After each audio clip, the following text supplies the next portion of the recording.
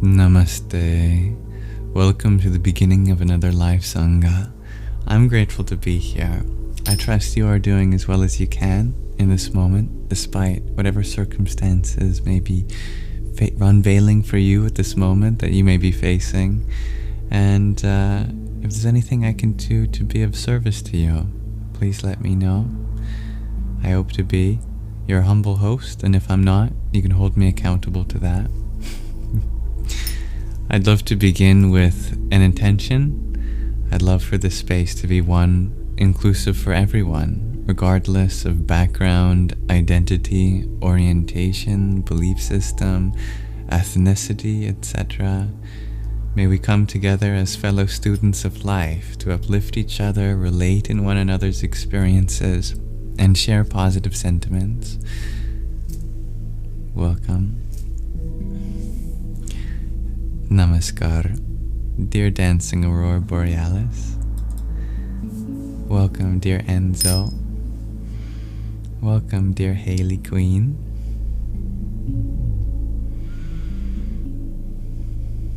I'd love to hold space for what all of you are feeling. If you want to share, of course, please feel free not to. Whatever anyone is feeling is always a valid representation of what's going on in their outer and inner world. Thank you for sharing the live, dear Ragnhildur. Thank you, dear Enzo.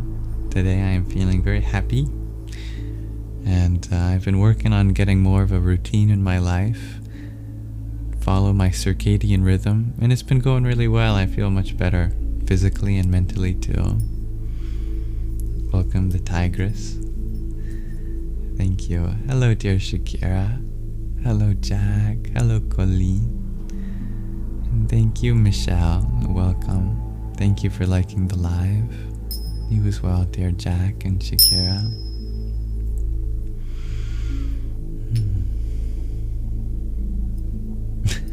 Thank you, Shakira, for your heart me. Om Namo Bhagavate Dakshinamurtaye Mahyam Medham Prajnam Prayacha Swaha. You appreciate the earlier lives? Oh, I'm happy to hear that, Kali. Yeah, I'm doing well. Thank you, Shakira and Jack, for asking, almost at the same time. How are you? Thank you for popping in and saying hello, dear Shaina. Welcome, dearest G to infinity, and dear Shay T. And thank you both for liking the live. Now, I'd love to start with an invocation of a Shanti mantra, a peace prayer taken from the Taittiriya and Katha Upanishads. Goes something like this. Am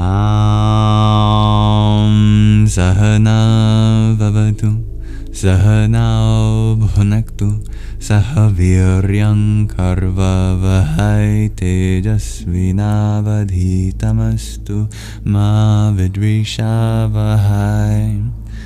Om Shanti Shanti Shanti.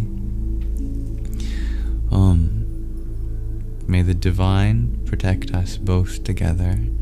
May the divine nourish us both together. May our studies be vigorous and effective, and may we not mutually dispute or hate any. May there be peace in us. May there be peace in our environment, and may there be peace in the forces that act on us. Hello, dear Stevie G. Hello, Astrid. What time do you normally go to bed, dear Stevie G? You're doing well today, dear Dancing Aurora Borealis. You're happy to be here in a loving and safe space. Well, I'll do my best to continue to make it even more loving and one that honors vulnerability. Hello, Heliosphere. Thank Thank you for sharing the live with more than 10 friends, shares G. Wow, that's a lot of friends.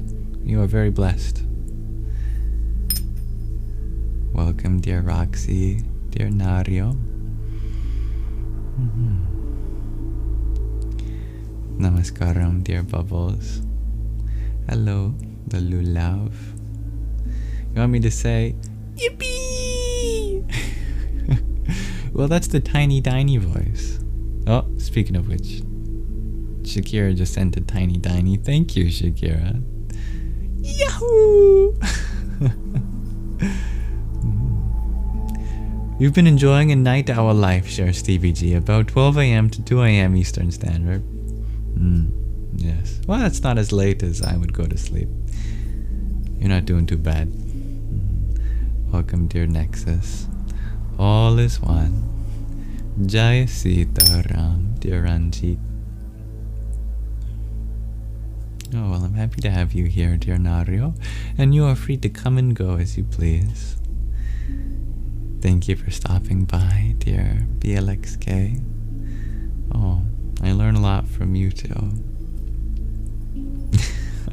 I love Rudraksha. My favorite material for malas. Radhe Radhe, dear Magdalene Priya. I don't consider myself a Shaivite, although I do have a lot of bhakti, loving devotion towards Shiva. And if that's all it means to be a Shaivite, then I guess you can consider me one, but not in exclusion to any other path. Yeah. I have you shooketh with my past sleep schedule, dear Stevie G. Wow. Yeah, what does it look like now? Well, knock on wood. I guess these are technically wood.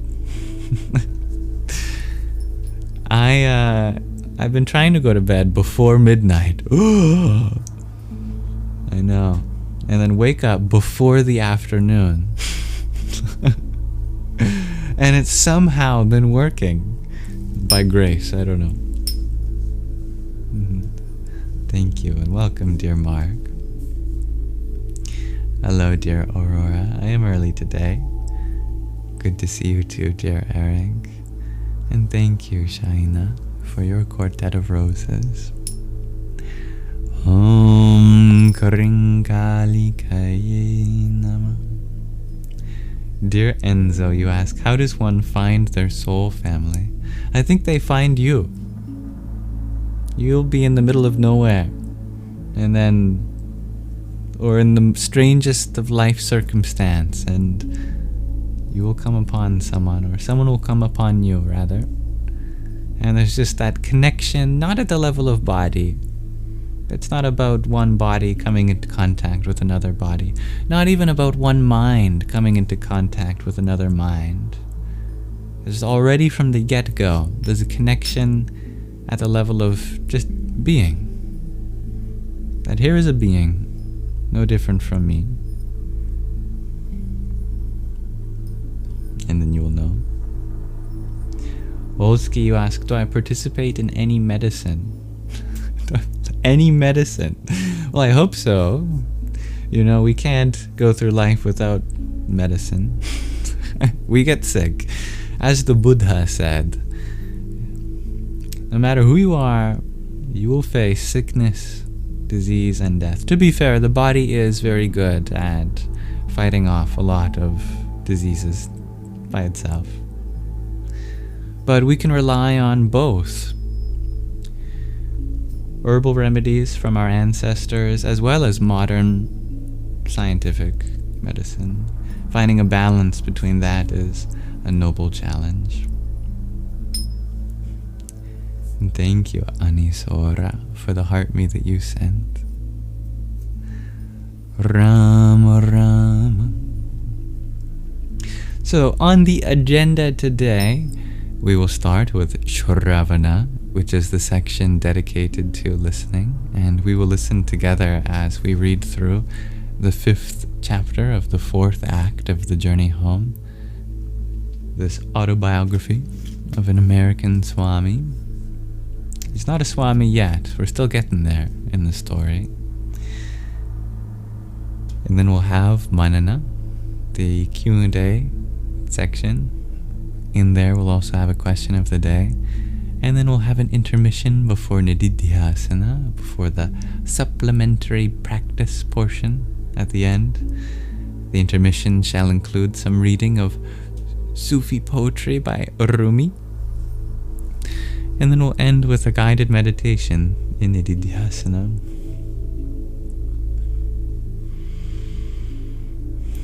Yes, oh, I love sunlight, dear Shakira. Michelle, you share, whenever there's nothing made of wood nearby, you knock on your head. I like that. Similar sound. Especially if it's hollow.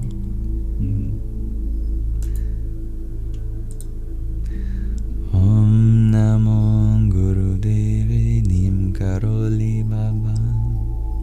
Hello, Kylie. I'm doing well, thank you. How are you? Nice to have you here. Welcome, Jordan. Stevie G, you've noticed there are many soul family members you tend to come across, and it's still building. Yep, soul family can only ever get bigger, never smaller. Thank you, Isabella, for your tiny. And we call that in mathematics a monotonically increasing function. Thank you, Gina, for your GG and rose. Your pair of roses. Nice to have you here. Om Kam Jagnavyai Namaha.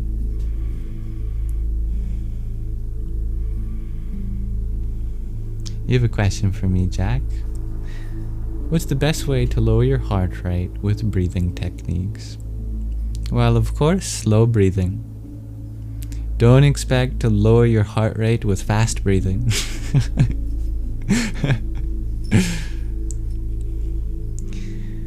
The slower your breathing, generally the slower your heart rate. But if you breathe too slowly, that can actually trigger your body's fight or flight response. You know, if you're not getting enough oxygen, your brain has to work even harder. So breathe as slow as it feels natural to transition to without alarming your body.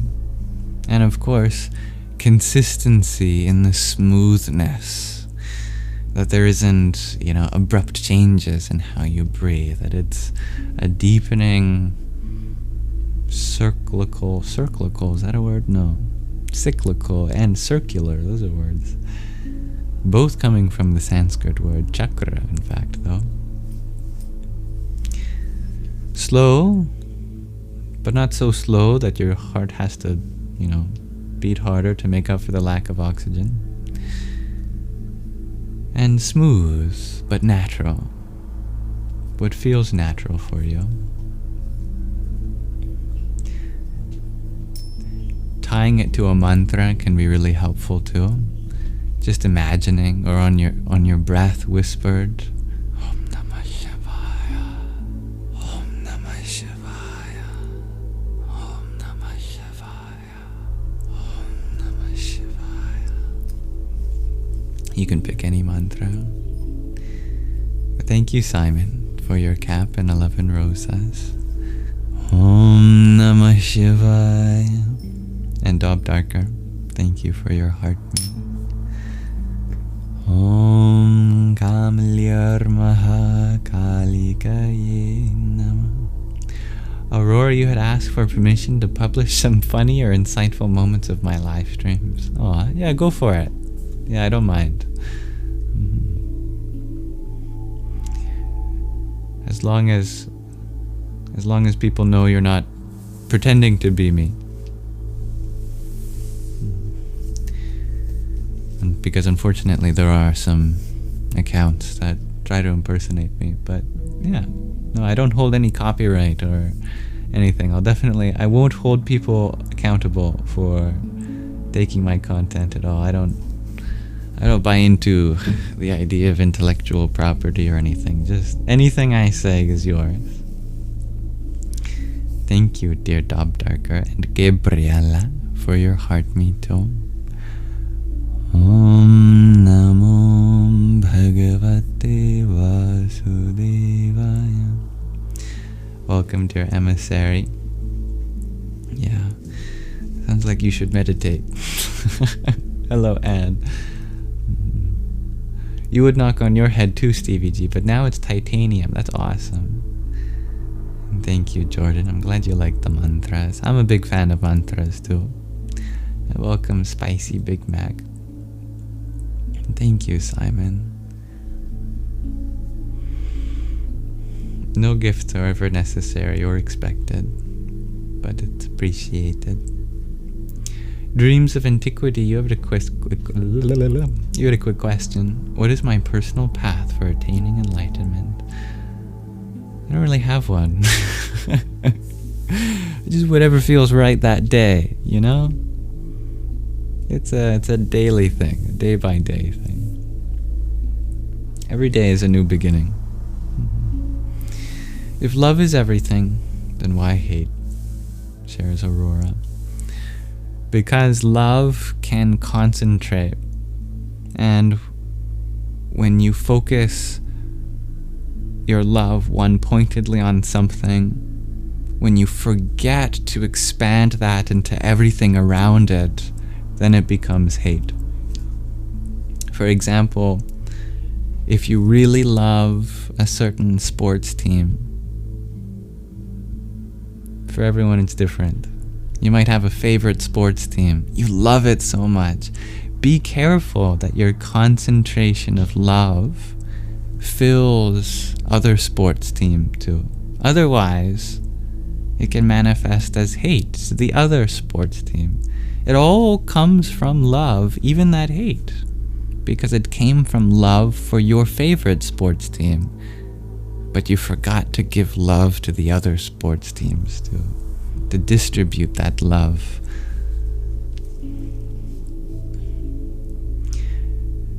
Oh, I'm happy to hear that, dear Ellers. I believe in you.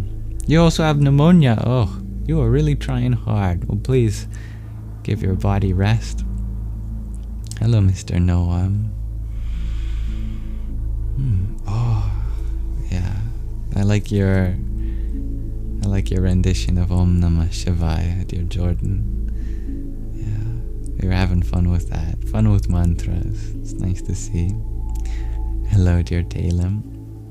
No, I have not checked out dear Anthony DeMello, dear Matt, but thank you for planting the seed. I'm sure this being will cross my path at the right time. Welcome and thank you, Oren, for the heart meet and the team bracelet and cheers that you sent. Om Namo Bhagavate Rudraya. Sazra, thank you for your heart meet.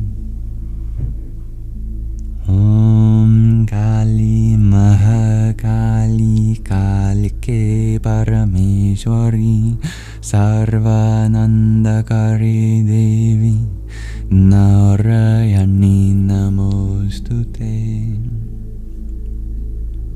Hello, Anna Music Note. I'm spitting, Sarah Shakira. I should get a bib. A bib. In order not to drop all these facts I'm spitting. Just kidding. Beautiful, Mr. No One. You don't find the light without first finding the dark. Dear Happiness, you ask, how do you love family who has hurt you? Well, you don't love the fact that they hurt you. You love what you love about them. You love all the goodness that you know it's possible within them. And remember that boundaries don't hold you back from more love. They channel your love to where it needs to go more fully.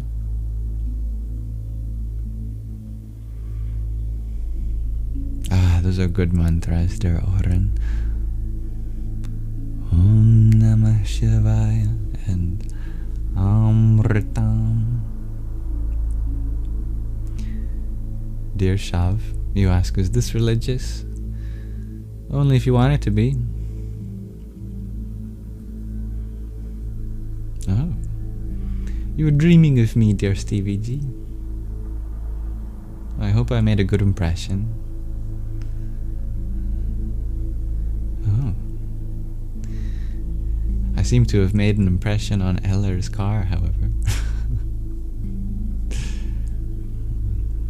And to forgive is divine.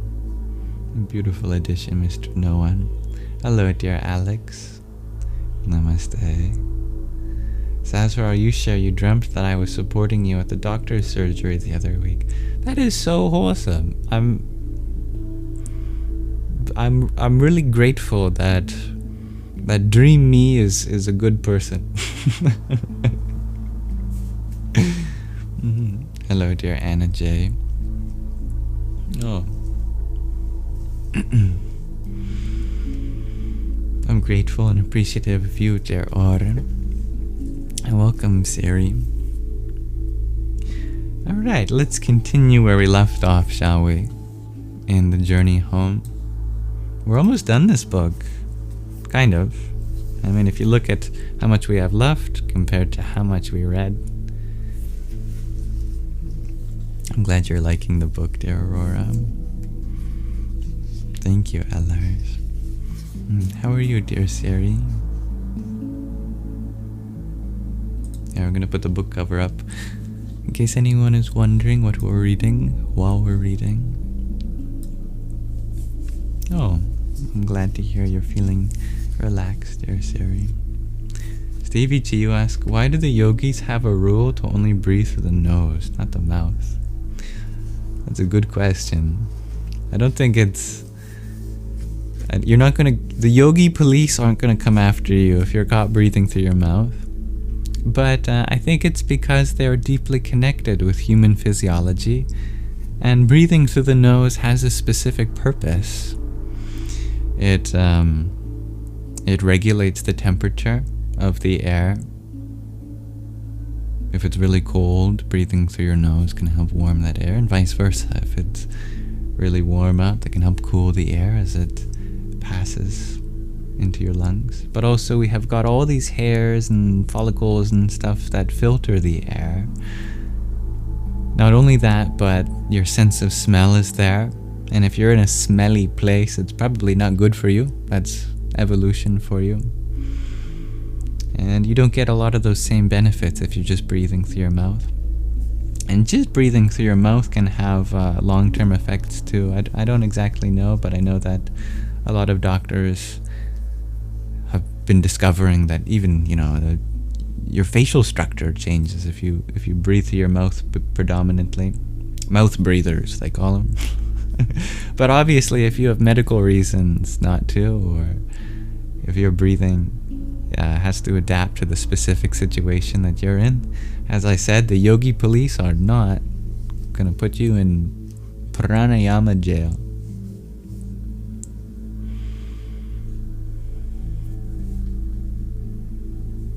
Thank you, dear Dancing Aurora Borealis. Well, what did you send me? Dove's Embra. What is an Embra? Oh no, Embrace. It got cut off.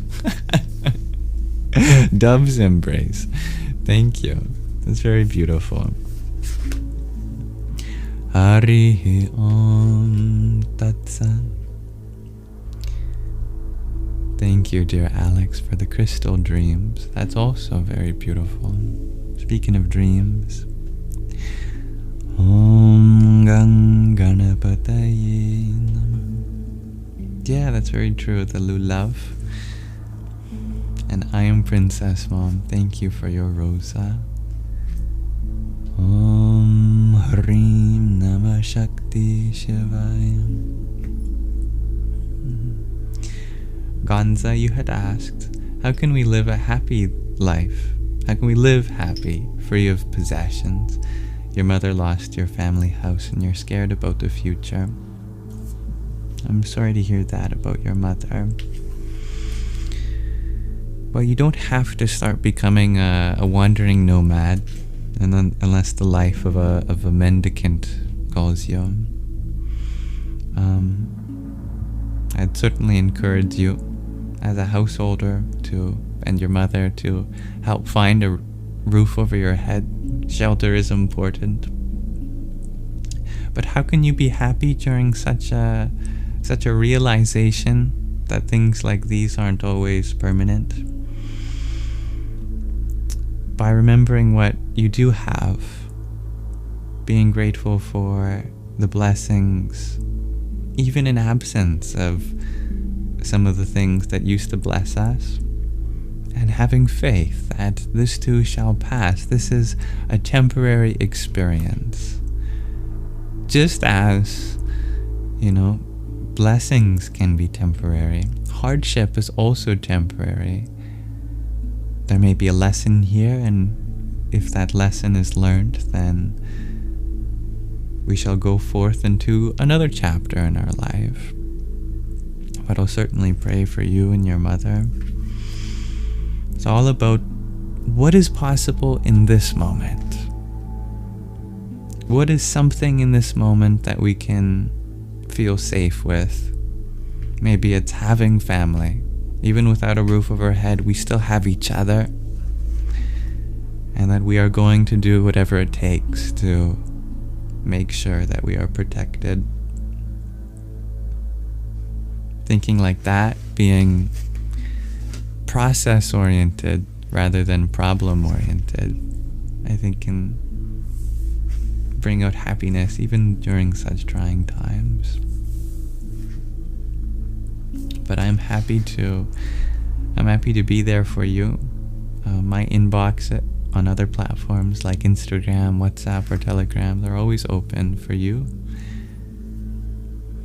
And thank you, Alex, for that heart me. Om Shri Ganeshaya Namah. Hello, dear MJ. I'm grateful that you find comfort here, dear Orem. You've been working on your love. Well, I love that. Isabella, you share. One time you stopped breathing when you were skydiving out of pure shock. Well, that's very understandable. Yeah, that's why a lot of people pass out. Hello, Riri. Hello, Kimmy.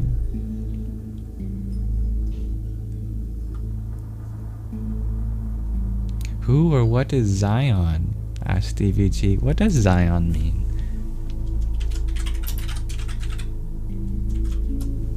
Oh, right, it's the hill of Jerusalem in which the city of David was built. Yeah, the city of Zion.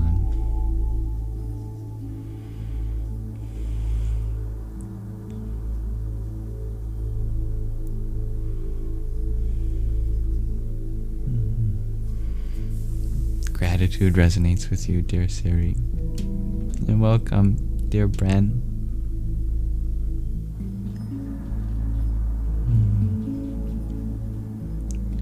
Well, I'm really grateful to live in Canada. I think you'd find lots of things to like here too, dear Subi. Oscar, you had asked, can you love a person too much? It's a good question, Oscar. Sometimes it can feel like that. You can never love a person too much, but you could be missing love for yourself. That in comparison, you might not be loving yourself as much as you love another person. It's good to prioritize self-care, your body and mind also, and other people in your life. I'm feeling really inspired today, dear Kimmy. Thank you for asking. How are you? And good evening, dear Jeff. I went to the beach today. Hello, dear Emma. Hello, dear Rav. Do I have any mantra for today? Well, I've been really loving the Dakshinamurti mantra, I must admit. That's been filling the majority of my days today and lately. Om Namo Bhagavate Dakshinamurtaye Mahyam Medham Prajnam Prayacha Swaha. Salutations to the personable, the lovely divine form of the south-facing form of Shiva. That's a reference to when Shiva was sitting on a mountain in the Himalayas facing south towards the subcontinent of India, teaching his disciples who was facing north to him.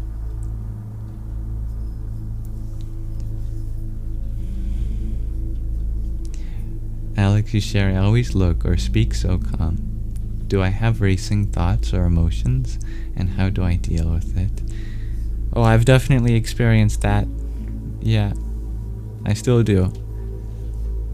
But there's been a very lovely gradient in my life over the last few years. It's becoming less and less frequent overall, and I'm very grateful for that. That comes from furthering my sadhana, my spiritual practice. But it still arises sometimes, and how do I deal with it? Racing thoughts or emotions? Breathing is definitely the first thing that you can do, practically speaking. You can return to your breath. Your breath is always an agency for affecting your emotional and mental state. And if it gets serious, then, I'll talk to somebody in my life, expressing myself, even if it's to the divine, even if it's to the universe. Just externalizing what I'm feeling can be so helpful. Finding a way to surrender to the experience is the most difficult, but also the most rewarding thing as well. Is this my book? Asks Solomon. No, this is not my book, but this is the book that we are going to read momentarily. I was supposed to start reading, but I got distracted because I wanted to make sure that all of your comments were addressed first. What is it that has me feeling inspired? Ask Kimmy, if you may ask. It's a good question. I think it's... Honestly, I feel like it's a grace because it just kind of came out of nowhere. It came from inside, somewhere. Like my inspiration faculty went in to get milk some time ago and came back with the milk. Now it's time to churn the milk, extract the yogurt, churn the yogurt, extract the butter, churn the butter, extract the ghee, and from ghee we make many things. Welcome, dear Abby. What is a mantra? Asks Shav. A mantra is a mental technology. The kind of mystical deconstruction of that Sanskrit word is man, is a root that refers to our mind. I think it is ultimately where we get the English word mind too, from man. Tra is technology or tool. So mantra is a mental tool or technology. It harnesses the mind. It's a specific series of sounds with meaning imbued in them. And by the repetition, by the japa of a mantra, then that hones in your awareness for a certain purpose. And the most famous one is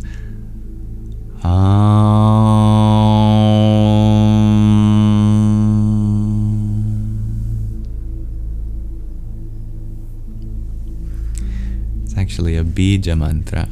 Bija meaning a seed mantra, a seed for all other mantras. Oh, thank you, Sari. Riri, you ask, is yogurt the butter and buttermilk mixture before separating it? Oh, that's right. Yeah, that's the intermediary. From milk to buttermilk to yogurt to butter and then to ghee. I think that's the sequence. Thank you, I am Princess Mom, for the level up sparks. And what is that? It looks like a strawberry shortcake or something. I'm Saraswatyai Namah. Welcome, dear Icarus. Hello, Big Thug Will. Hello, Tiki One. You had an amazing evening. Oh, very creative. I'm happy to hear that. Yeah, that's right, Alex. Radhe. What does that one mean? That means, oh Radha. And then your next question is, who's Radha? Radha is the complement to Krishna. Krishna is a form of the divine masculine, the all-attractive form. Radha is the all-attractive form of the divine feminine, the one who bestows ananda, bliss. So, O Mother of Bliss, you can translate Radhe to. Hello, dear Harley. Alex, you read that humming stimulates the vagus nerve to relax. Amazing that they discovered this ages with mantra. Yeah, and there's a specific word for that in Sanskrit. The humming sound is called the anuswara, which literally translates to the before sound, or the initial sound, anuswara. As it's said that is the sound in which the universe was made, from a hum.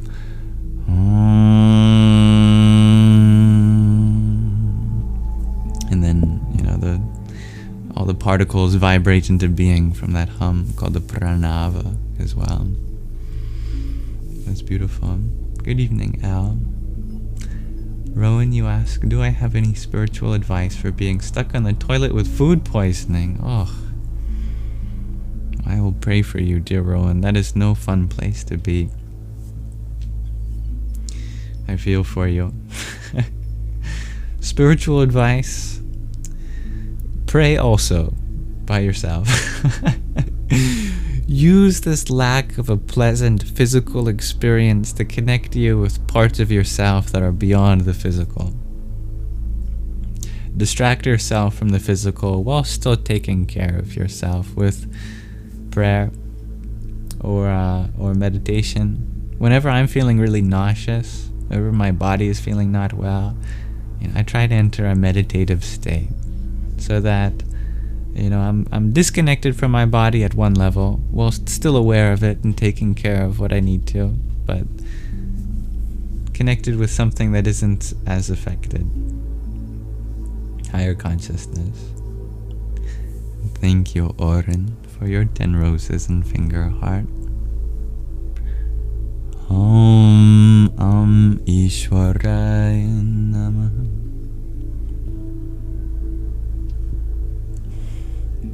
Hello, dear Tracy. Riri, you ask, how did Radha stay patient awaiting her counterpart? I don't think she did. She channeled that feeling of longing into her devotion. It just added to her devotion. It made the feeling of not being able to wait any longer just added to the process of that duality, that there is a distance. As that distance increases, the longing increases also.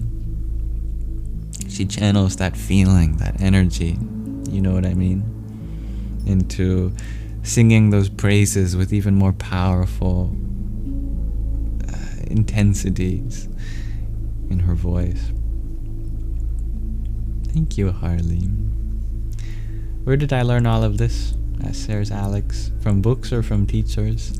Not a lot of books. A lot of YouTube. Nothing specific. Just cultivating my YouTube algorithm very subjectively to what I wanted to watch. When I listen, and then I do a lot of reflection, a lot of contemplation. I go for walks and I think about these topics, or I meditate on them. Dear Exostyle, today you feel lost in the universe. Not all those who wander are lost, as the cliche goes. You are absolutely allowed to be exactly where you are. The universe has not misplaced you, even if you feel misplaced.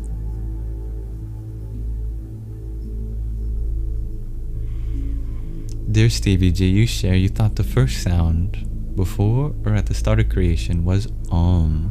So maybe Aurora also? Well, originally the sound Om was one sound, which was the Anuswara.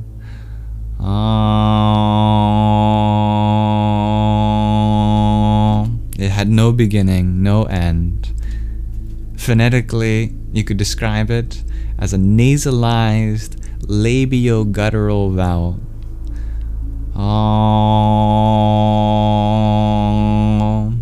And then it split. The nasalization separated from the vocalization. Then you got the labio-guttural vowel followed by labelization or nasalization.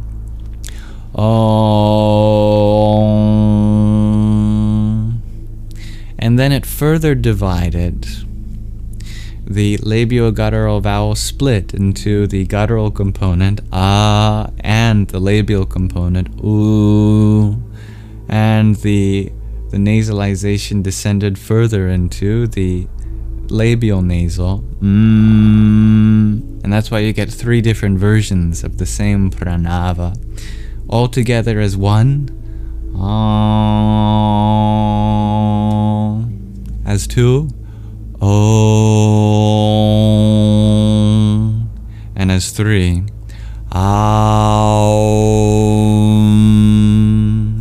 different stages in creation. And if you continue, the vowels continue to divide and the consonants continue to divide until you get the full assortment of sounds.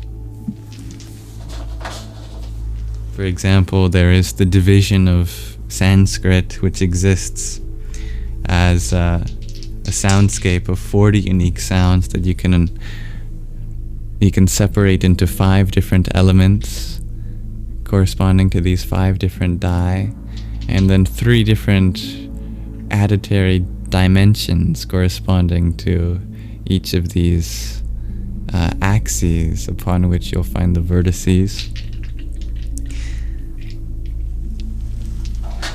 So you are right, dear Stevie G. You're just talking about the 3rd descension of the Anuswara. But yeah, I also have a fear of throwing up too, dear Michelle. Yes, please drink good water. If you have food poisoning, stay hydrated. You lose a lot of water. Hello, dear Wes.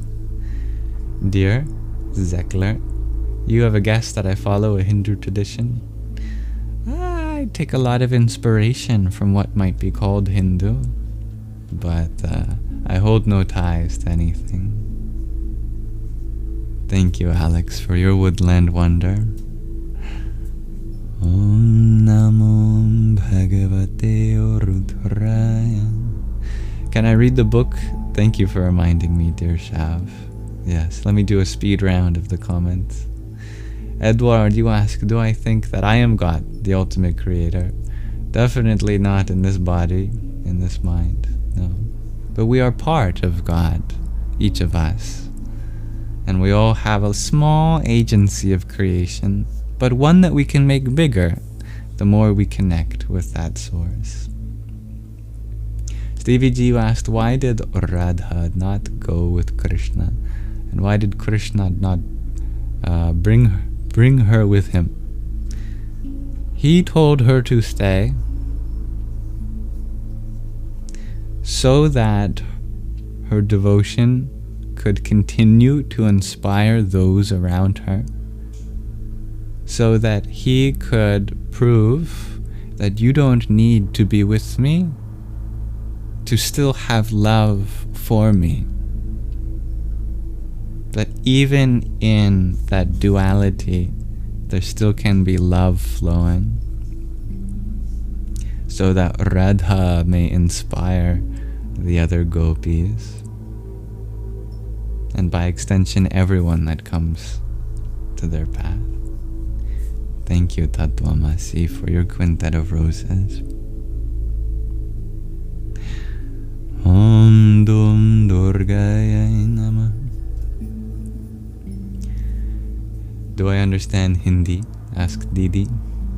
A little tiny bit, because I can pick up on some of the etymology, but I'm a lot more understanding of Sanskrit, and even then I have such a long way to go. Yes, dear Alex. In the third descension of the Pranava, you can spell it A-U-M. In the second descension, it's spelled O-M. And in the first descension, it's just, if you wanted to transliterate it into Roman alphabet, you'd write an O and then a squiggle on top. That one's very rare. You won't see many people writing it like that, though. Hello, dear feral merman. Yeah, you were in touch with your body during that experience, dear Stevie G. Hello, thank you for the hearts and roses, dear Gina. And hello, dear kiddo. KW asked for thoughts on attachment. The only kind of attachment to let go of on the spiritual path is your attachment to what you think comes next, or what you think is supposed to come next. In other words, attachment to outcome. If you sever attachment to outcome, you are free. Easier said than done. It's a continual process. And yeah, I like the word squiggle too. I think the typographical word is the tilde. The tilde. The tilde over the O is the unified Pranava.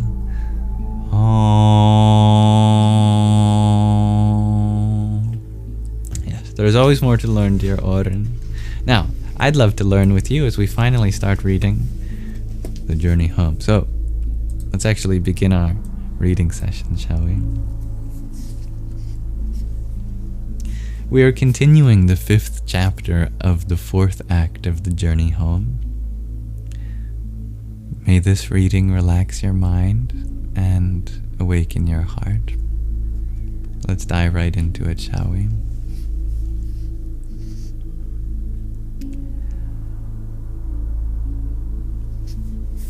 On another such moonlit night, as the night birds crooned in the temple garden, Swami Bon Maharaja, sitting back on his wooden chair, gazed at me intently. "I have been carefully examining you, Richard." He paused to prepare me for what was to come. "Tonight I would like to initiate you as my disciple." He held up a string of prayer beads carved from the wood of tulasi. "I have sanctified these for you. Are you willing to accept?" A chilly breeze whisked across the courtyard. My mind swung between gratitude and pain. I was honored to be asked by him, yet I dreaded the thought of disappointing him. I couldn't accept without sufficient conviction. "I am indebted to you," I replied in a frail voice, "for all the inspiration you've showered on me. But I have vowed not to accept an initiation from any guru until I have confidence that I will remain faithful throughout my life. I believe it would be an act of disrespect toward your holiness for me to make such a commitment without appropriate sincerity." Tears welled in Bon Maharaja's eyes as he patted my head and spoke. "I'm pleased by your sincerity. I will put no pressure on you. You must follow your heart. The members of the ashram would like to call you by a spiritual name. So if you permit me, I'll give you a name. Not an initiation name, but an affectionate name. You may use this name until you decide to accept initiation." I nodded in agreement. "We'll call you Ratin Krishna Das." Ratin Krishna means Krishna, who is the charioteer of Arjuna, and thus means you are his servant." I bowed my head in gratitude. "There is one problem." His eyes narrowed. "Everyone is complaining about your long, unkempt hair. Why don't you shave your head like the other ashramites?" I pleaded. To me, shaving the head represents surrendering to a mentor. Until that decision is made, I will not do it superficially. "Then will you at least cut it shorter? Our guests do not appreciate it." "If it pleases you, Maharaj, I will cut it shorter." My desire to please him overshadowed any other concerns. That night, out of curiosity, I looked into a mirror. It had been a long time since I had last seen my reflection, or used a comb for that matter. Hanging halfway to my waist, my mane was quite matted. The next morning, Bon Maharaja instructed Asim, "Bring our Rathin Krishna Das to the barber." Asim chuckled while leading me toward the barber shop, a warped and rotting wooden shack hardly big enough for 4 people to sit in. As I took my seat on a heavy wooden chair, the barber gawked at my matted locks. He was a skinny little man in his mid-50s, bare-chested, and wore only a checkered cotton cloth around his waist that extended just above his knees. "How to cut such hair?" he muttered. He desperately attempted with every variety of scissors he had, but none could penetrate. Finally, he called an open-air conference in the lane with other local barbers. "How to cut such hair?" They repeated again and again. After much deliberation, they decided to call for a gardener. The gardener arrived, a muscular, heavy-set man with a thick black mustache, wearing loose cotton clothes, soiled with a mixture of dirt and sweat. He evaluated my head for some time, then left for his storehouse to fetch the proper equipment. He returned with a rusted set of loppers used for cutting bushes. The tool was shaped like a gigantic pair of scissors. He really brought out shears. My haircut was becoming an elaborate project, and the gardener, the self-acclaimed foreman of the site, pointing his stubby finger, which was caked with dirt under his uncut nails, he dictated orders. "Grab his hair and pull it backward," he said to his assistant. "Pull harder, harder. Yes, now hold as tight as you can." Canvassing a passerby, he instructed, "You, hold this sadhu down on the chair and don't let him move." Then he ordered the barber, "You, grab the bottom of the cutter with both hands and push up. I'll push the top of the cutter down." With great seriousness, the 4 men assembled, each in his strategic position. The gardener and the barber strained, groaned, and perspired, using all their body weight as they pushed the cutter from both directions. Dozens of passersby stopped to gawk at the spectacle. A few more even joined in the effort, each one pushing their weight into the bush cutter. Whatever came of this one big cut would be my new hairstyle. There would be no second cut. Everyone in the crew was moaning and sweating in the struggle to penetrate my hair. Little by little, I felt blades biting into my locks as hundreds of hairs snapped out from my scalp. The whole while, my friend Asim laughed so hard that tears streamed down his cheeks. Finally, after a very long few minutes of pushing and tugging, the 2 blades of the bush cutter snapped together. It was done. Strewn on the floor like trash was my precious hair.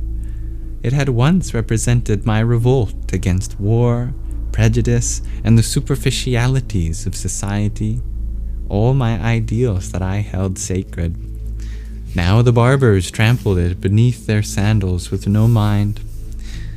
What little remained on my head hung to just below my neck. It was perhaps the sloppiest haircut in modern history, but it was done. The gardener and the barber proudly held up a mirror. "It is complete. Please see, please see." With joined palms, I thanked them, but I preferred not to see.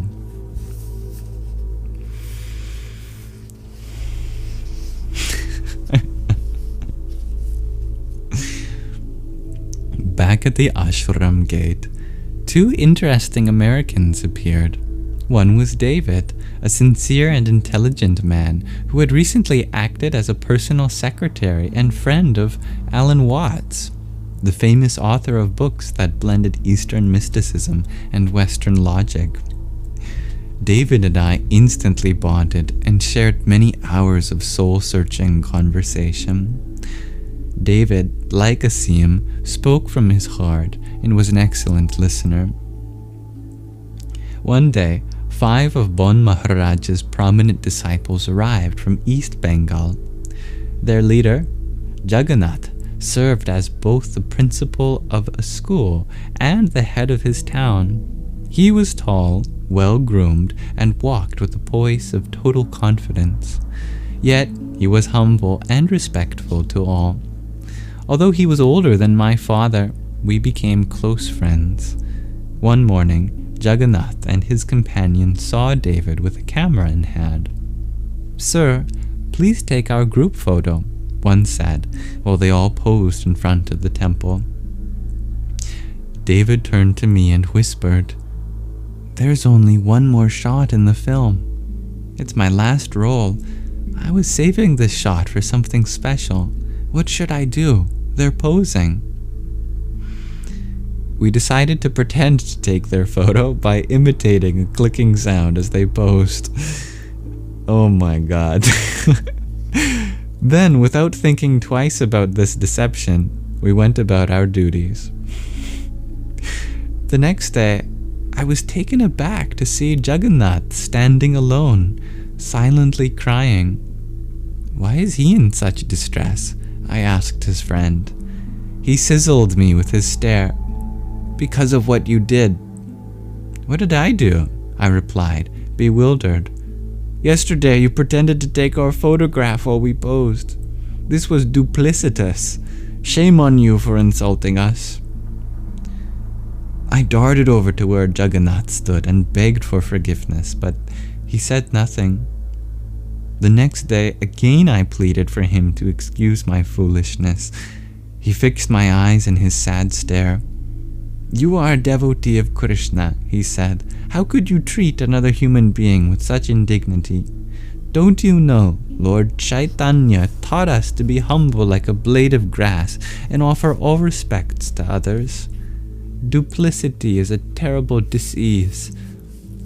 Tears welled in his eyes as he turned his head away from me. One second.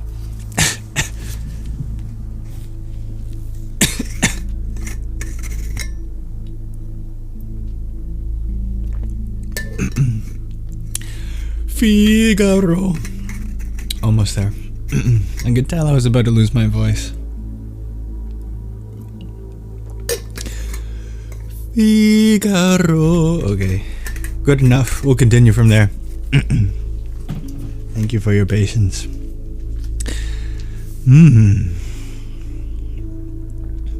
Gazing skyward, he said, "I trusted you as a devotee, but you have disappointed my expectations. Therefore I cry.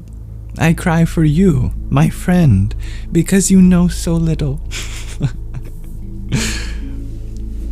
A real devotee would never treat anyone so cheaply. Then he embraced me and walked away.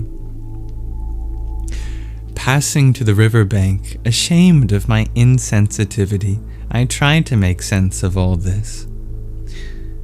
In ordinary society, I reflected, such an insignificant transgression would be hardly noticed. But in a devotional culture, soft-heartedness and integrity are held sacred. What really is the culture of devotion? It is so very subtle, but it fertilizes the field of the heart so that the seed of true love may grow.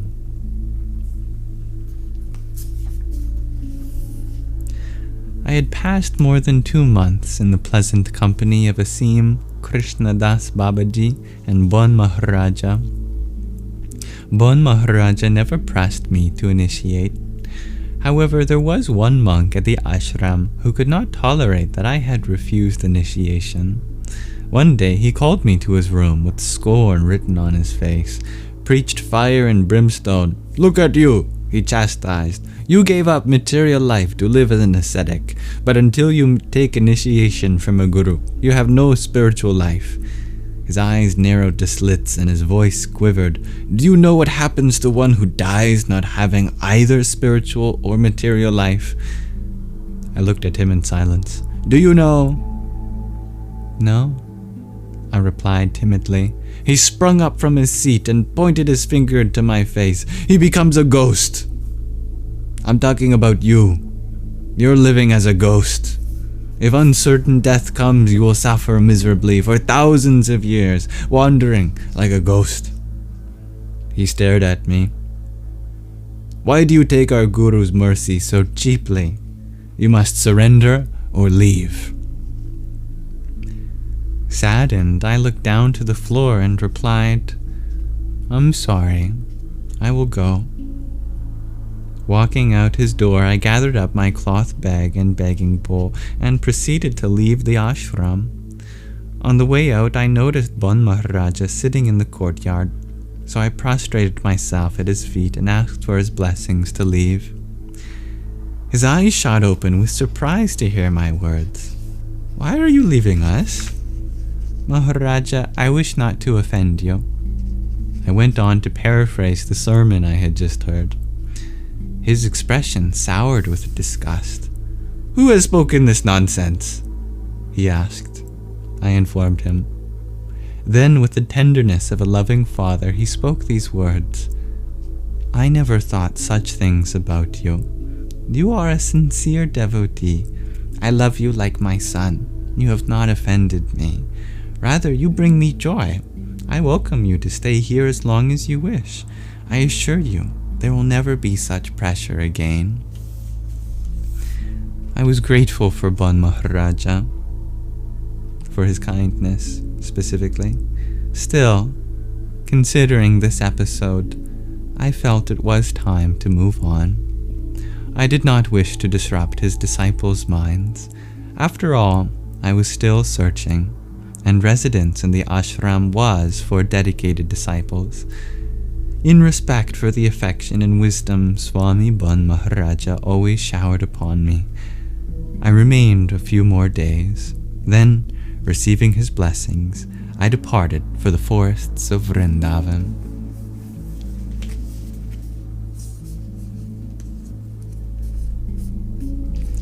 Thank you for listening.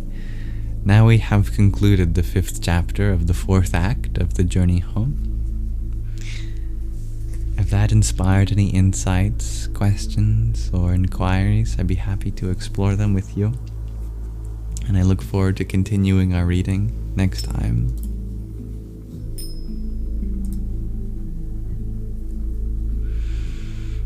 That concludes our Shravana section, dedicated to listening. It was good reading. I enjoyed that. Very funny. I welcome everyone that joined while we were reading, and let us transition now into Manana, the section dedicated to Q&A. We can explore whatever is in our hearts and minds.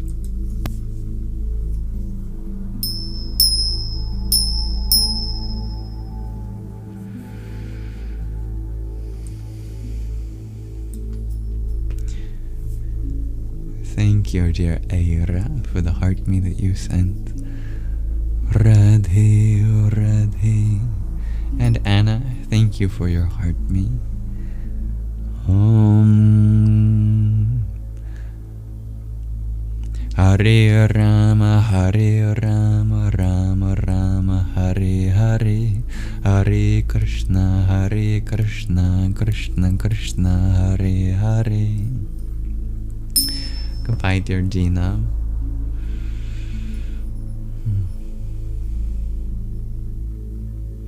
Welcome, dear Vincent. Michelle, you share all of the attention and effort while cutting the hair would have sent you into orbit. You're funny. Stevie G, you ask, so is he searching for a guru or is he just exploring?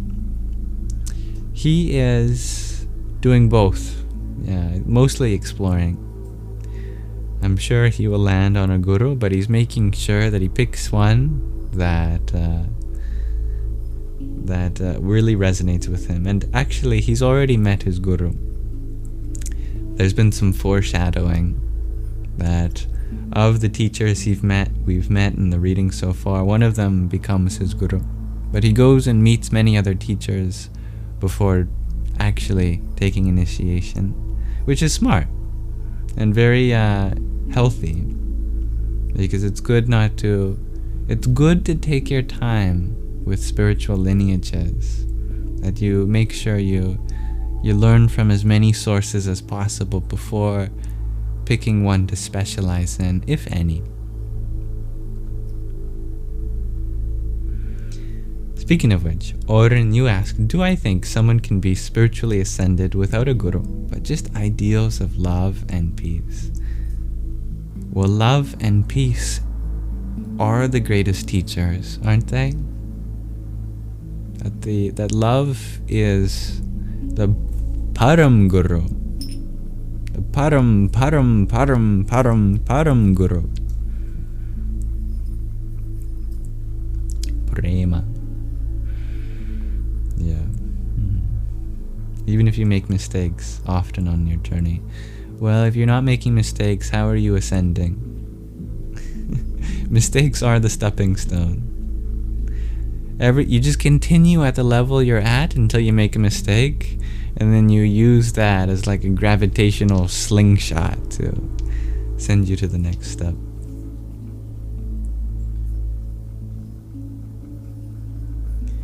Dear Dancing Aurora Borealis, you ask, do I believe in ghosts? Well, it's not that I believe or disbelieve in anything. I see the truth in things, and there are things that I'm still learning to see the truth in. My experience with ghosts is very limited, so I have a long way to go to see the truth in what role that idea plays in this life experience. I see it as a physical-bodied subtle body. A subtle body without a physical body.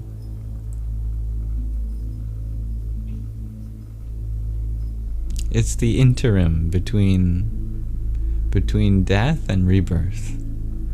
And if you're particularly unguided or undirected, then that interim may be a long time. But if you know exactly what you want to do, then upon death, you shall immediately go into your next life. But if there's hesitation, uncertainty, then yeah, there is a longer interim period. In general, not a hard and not a rule written in stone, but a general theme I've discovered. Thank you, dear Tyler, for your rose.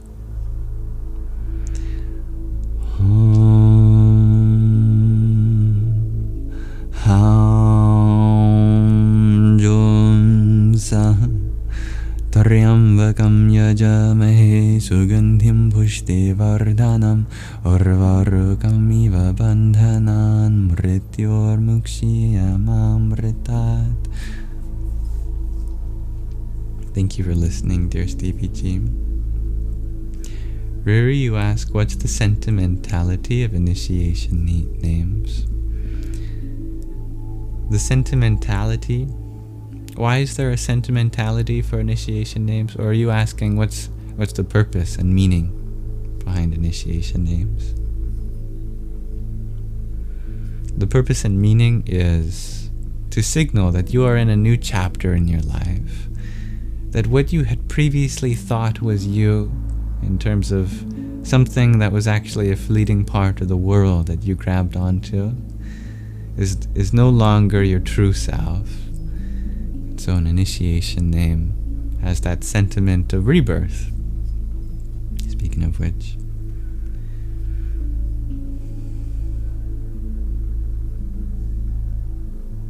oh, what a beautiful quote. Is that a quote, kiddo, or are you just naturally poetic?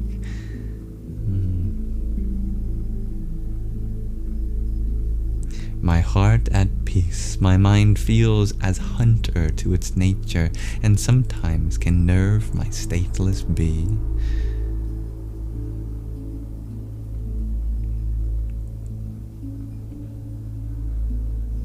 Hello, dear Billy Soul.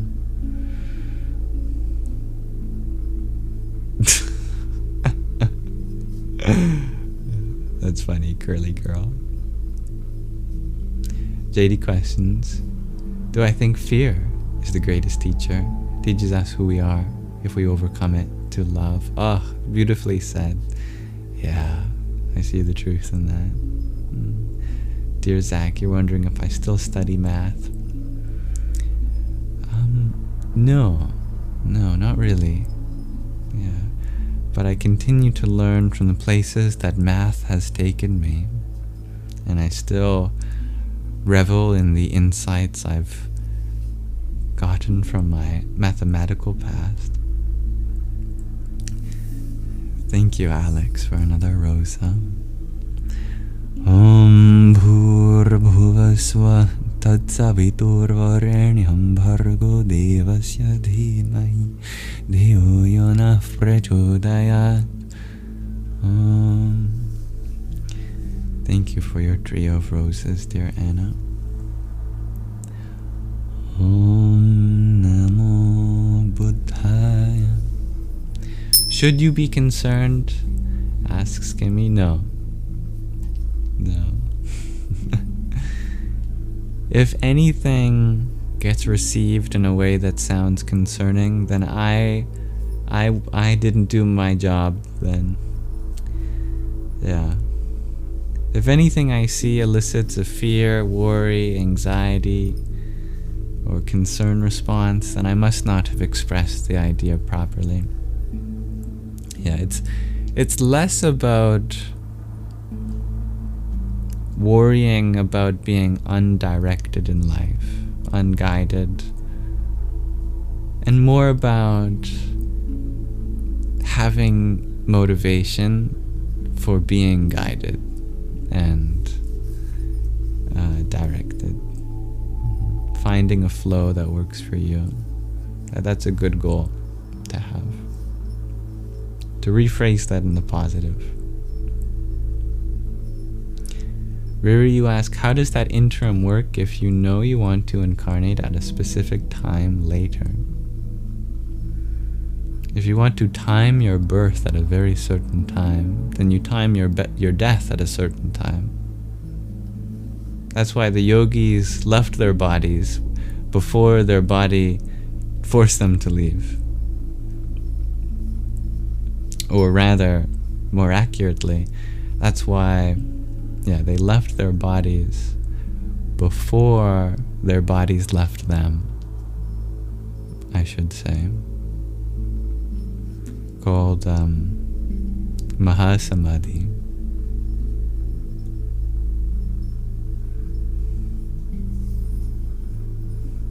Have I ever heard of DAAT? Is that an acronym for something? Or is it DAT? Ever heard of DAT?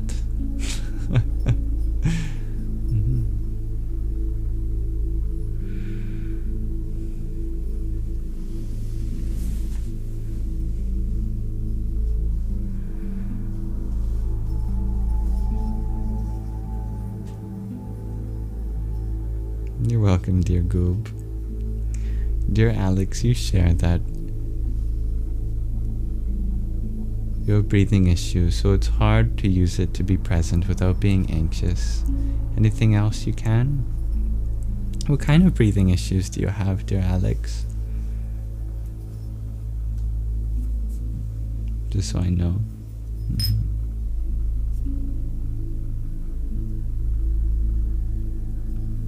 Dear Natural Problem, you ask, does one take the initiation name as one's legal name? Does it erase the name one was given at birth? That's a good question. Yeah, that is a question that remains on my mind too. I don't actually know. I wonder, do you show your driver's license and it says Swami Satchitananda Saraswati or whatever?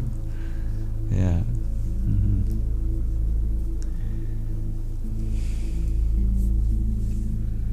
I don't know. I wonder how Googleable or internet searchable that question is. Dear Goob, you're wondering if I could elaborate what the hum ritual was. You felt relaxed and peace with how I expressed it. You are referring to the Anuswara, the initial sound.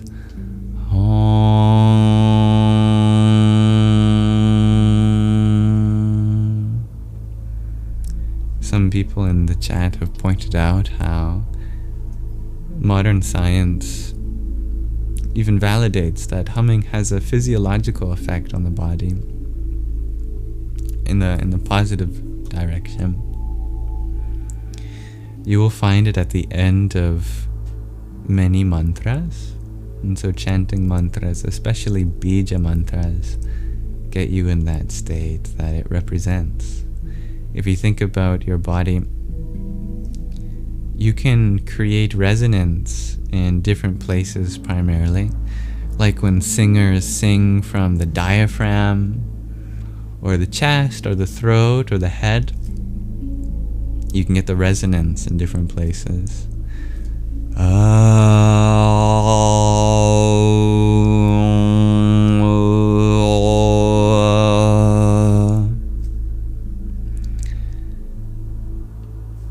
In general, mantras, they take you the higher vibrations, literally.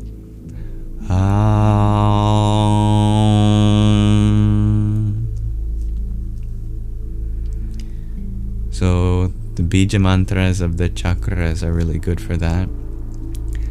Ram Vam Ram Yam Ham Om Ham.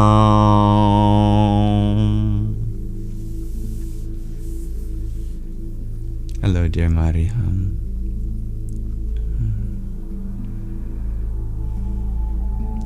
Kiddo, you feel like to master fear, first you need to embody the ear. That's some nice wordplay. I like that. It's very clever.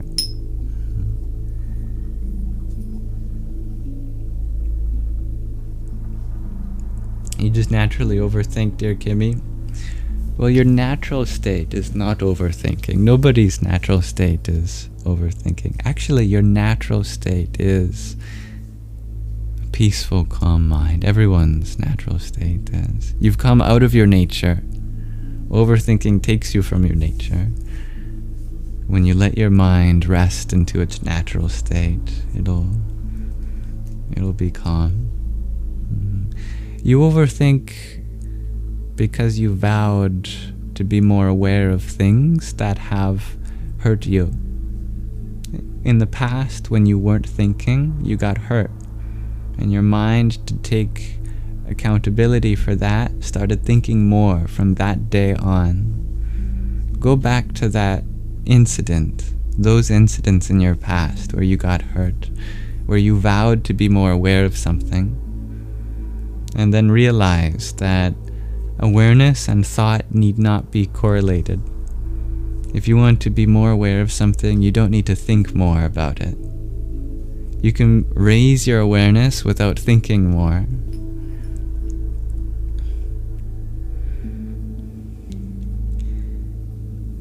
Birth yourself into expanded awareness without the need to fill that expanded awareness with more thought.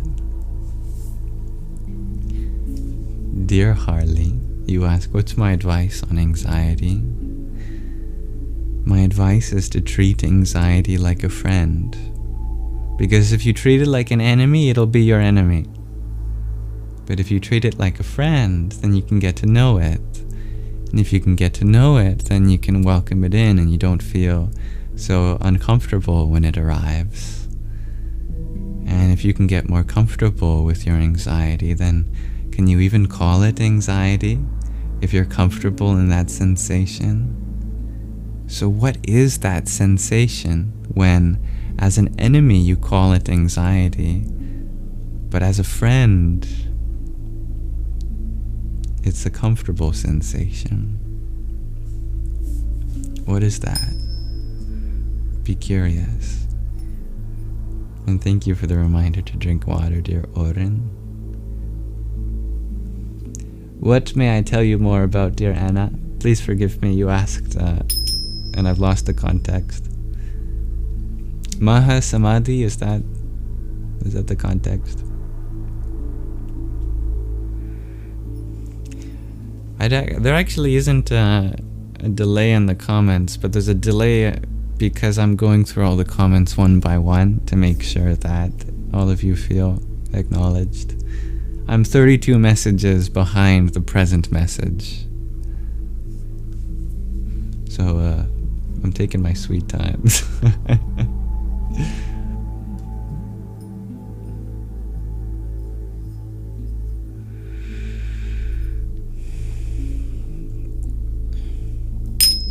Stevie G, you share you've been initiated by Sadhguru twice, but you're confused on the difference between yours and the one where you receive a name. If you're talking about the initiation into, what is it, the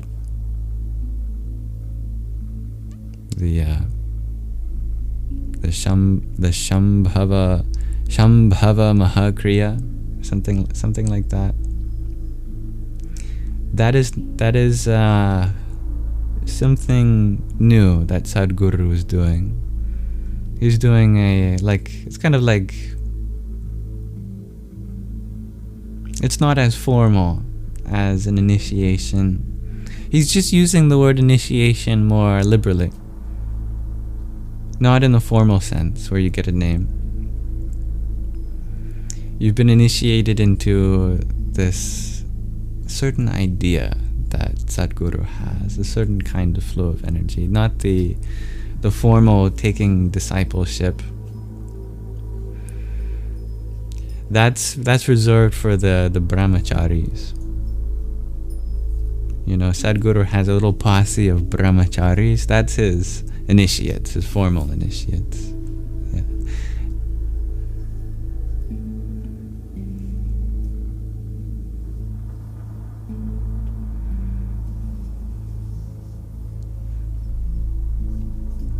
Dear Nacho, you share that your Indian grandma took a new name at marriage when she was 16 in the 1940s. Now no one remembers her birth name. Oh, that's so sad.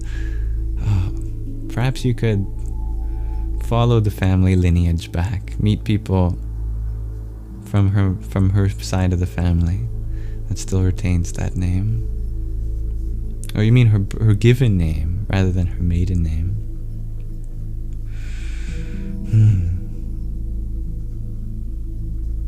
That's tricky, yeah. What an idea to forget a name like that.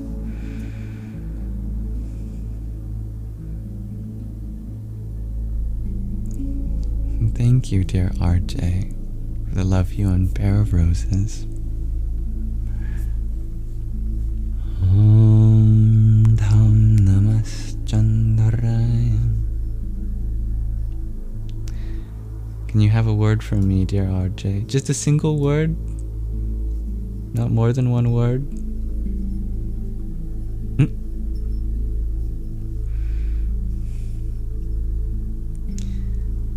If I had to give you just one word, more than one word? Okay.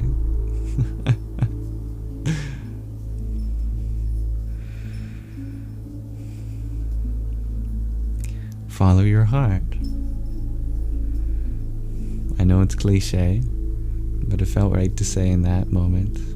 Follow your heart.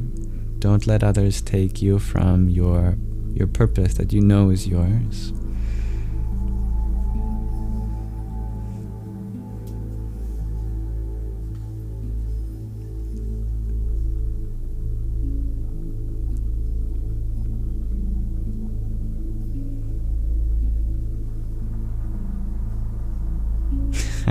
That's fun, Ben. Listen to the science. Science and silence, they go hand in hand.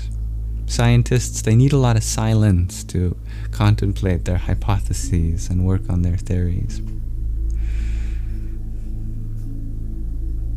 And a good scientific laboratory is not loud. Dear Matthew, you ask, what's my sadhana? I think my biggest part of my sadhana is just being kind. Because if I'm not kind, then my whole sadhana is for nothing. Clearly it's not working. No matter what I do, if I'm not kind that day, then it's all for nothing. Speaking dramatically. But practically, I do a lot of mantra japa. And I like to read scripture, contemplate on scripture. And this is part of my sadhana. I think seva, and I hope to be a good sevak here.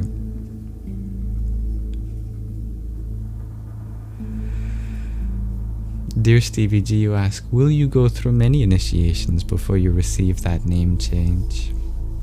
I don't know how Sadhguru's lineage works. Exactly. I don't know how you become a brahmachari for Sadhguru.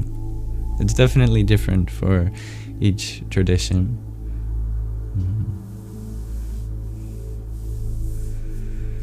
But I'm sure you will go through many periods of transformation. Reese, you ask, what's my favorite color? Well, it definitely changes on the moment. And I love all colors equally. But right now I feel very drawn to the color orange. Hello, Georgina. I agree, dear Alex. Hello, dear, stop talking. I'm glad you liked the chapter we read, dear Orem.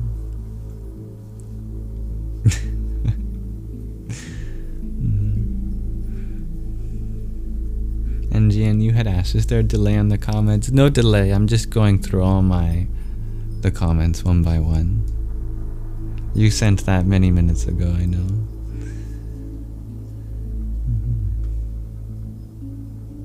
Dear Ben, you're overthinking about the future. It's the attachment about outcomes I talked about. I think that can be remedied by realizing that in life you're not expected to control anything outside of this moment. That the future will create new opportunities for you to tackle problems and challenges. But as long as they're still in the future, then that means there's still something for you in the present to bring your attention to now. And when it comes, then that's the time for you to start thinking about these things. But the future only exists in our imagination. And it's only as accurate as our imagination is prophetic. And most of the time it's not. Out of 99 things we think will happen, out of 100 things we think will happen, 99 don't. Maybe it's even less than that. Maybe 1 in 1,000 we actually think will happen, do happen. So be sobered by the idea that our idea of the future is just that, an idea. And that your life takes place right now.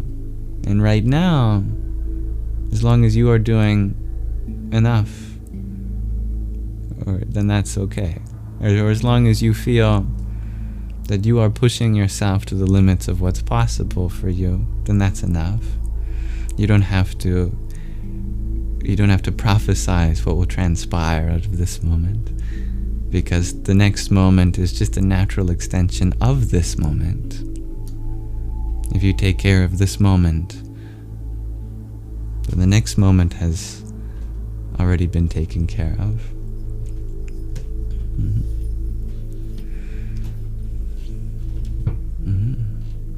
Yeah. That sacred sound, the humming, the anuswara, dear kiddo, definitely linked to the source.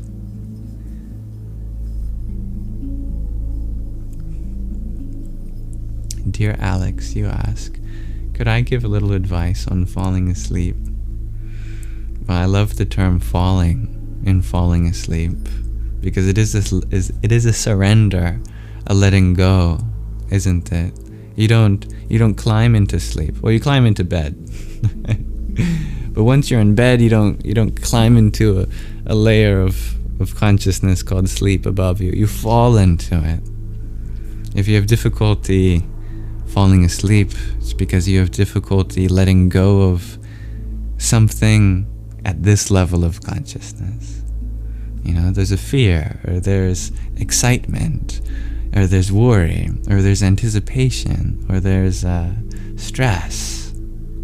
But if you can just release that, let that go and drop into the sub and unconscious, then that's falling asleep.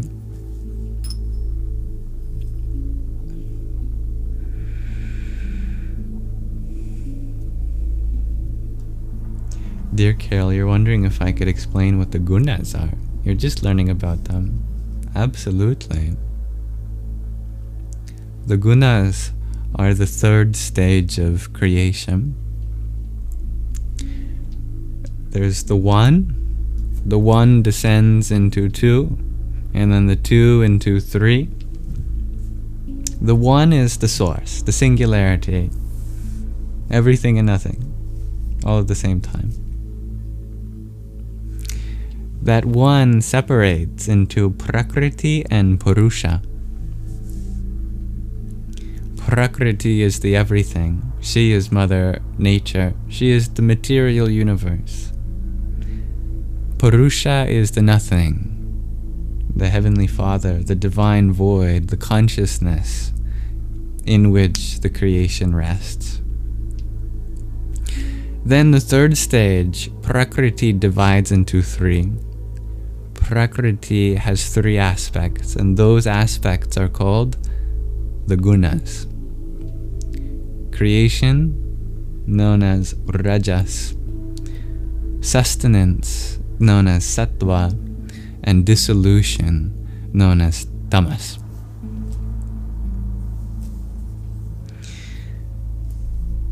Because of that, so many things in our life come in threes. We've got past, which is tamasic, present, which is sattvic, and future, which is rajasic. We have deep sleep, which is tamasic, waking, which is sattvic, and dream, which is rajasic. We have the physical body, which is tamasic. We have the mental body, which is rajasic, and we have the causal body, or the spiritual body, which is sattvic.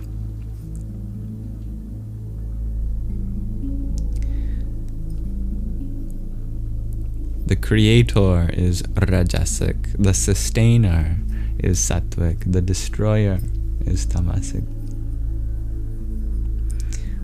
Rajas carries the energies of passion, of creation, of energy, of activity.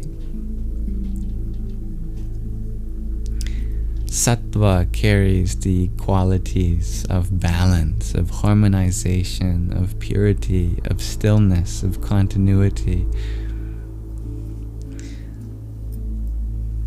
And tamas includes the sentiment of darkness, of dissolution, of heedlessness, of deconstruction.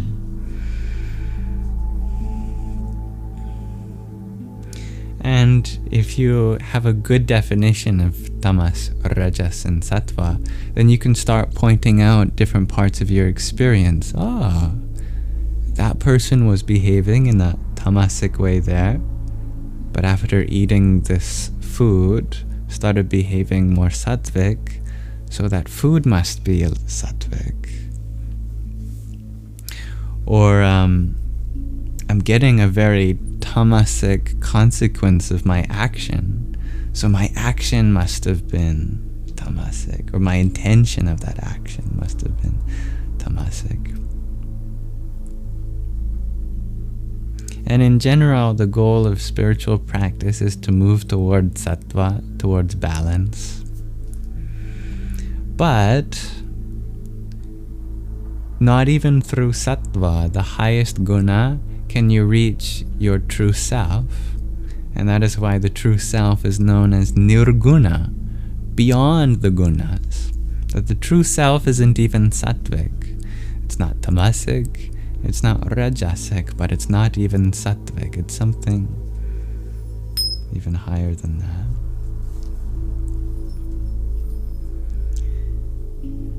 Thank you, dear MJ, for your rose. Om Shrim Mahalakshmiyai Namah. If you wanted to learn more about that, there's a whole chapter in the Bhagavad Gita dedicated to the 3 gunas. What chapter is it? It's something like the 12th chapter, plus or minus a few.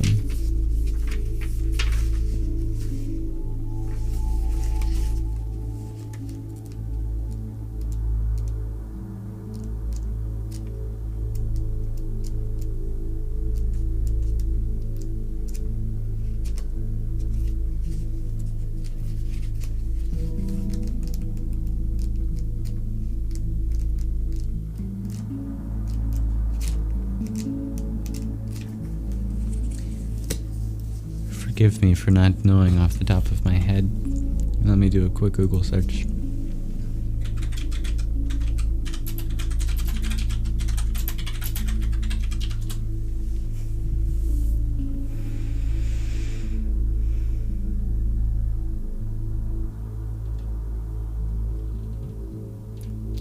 The 14th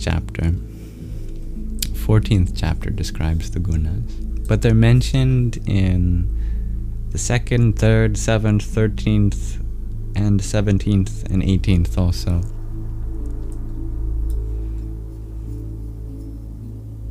You're very welcome, dear Carol. Besides that, I just recommend the 14th chapter of the Bhagavad Gita. But your key to cultivating understanding without a source is just creation, preservation, and dissolution.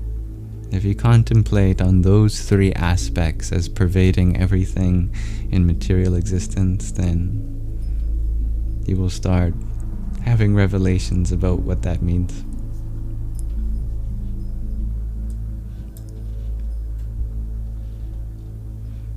Thank you, Alex, for another rose. Om Ham Namah Shivaya. Dear RJ, thank you for the love, yo. Om Am Parashaktaye Namah. Dear Franklin, thank you for your heart meme. Om Im Namo Vishnave. Thank you, Obi Wanted.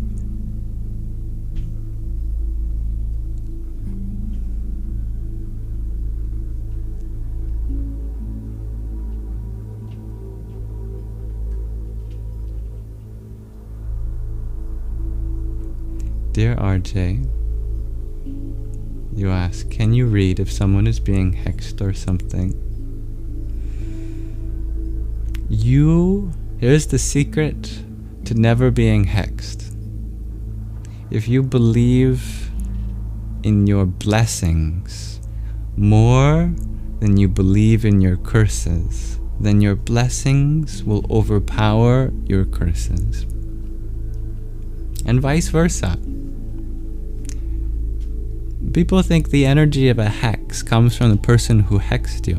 Actually, they're drawing from your own source. That if you believe that bad things happen to me, then that is what manifests it to come true. If the person doesn't buy into that energy at all, then they will be free. That is to say, you can be hex-proof simply by being grateful for what you already have, by manifesting goodness in your life. If you don't give any energy to negativity, if you are radiantly positive always, then you will only increase in your blessings.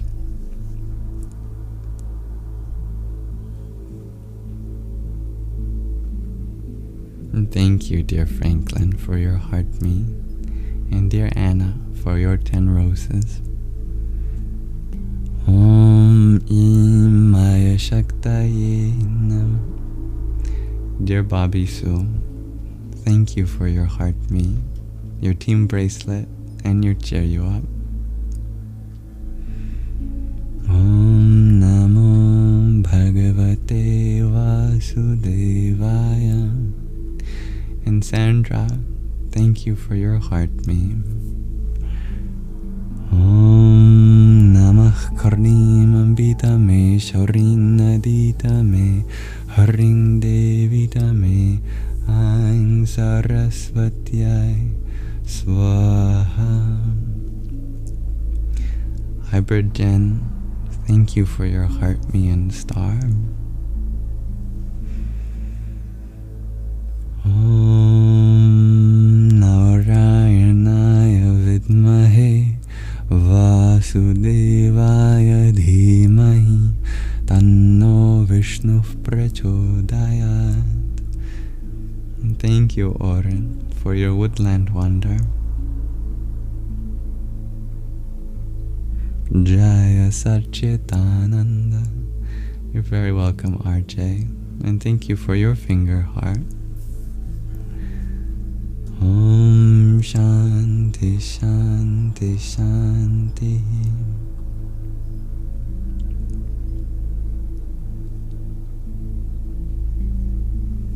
Dear Oski, you ask, could the intelligence of dolphins be a window into the nature of consciousness?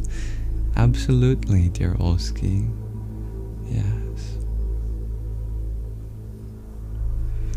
Alex, you ask, can you substitute breathing with anything else to return to presence? Thank you for reminding me. I did ask if what kind of breathing problems you experienced. I think I might have missed your answer. I apologize for that. I'm just scrolling up to see if it came through.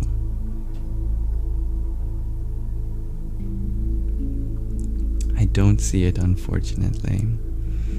But anyway, I really recommend trying to get your breathing problems.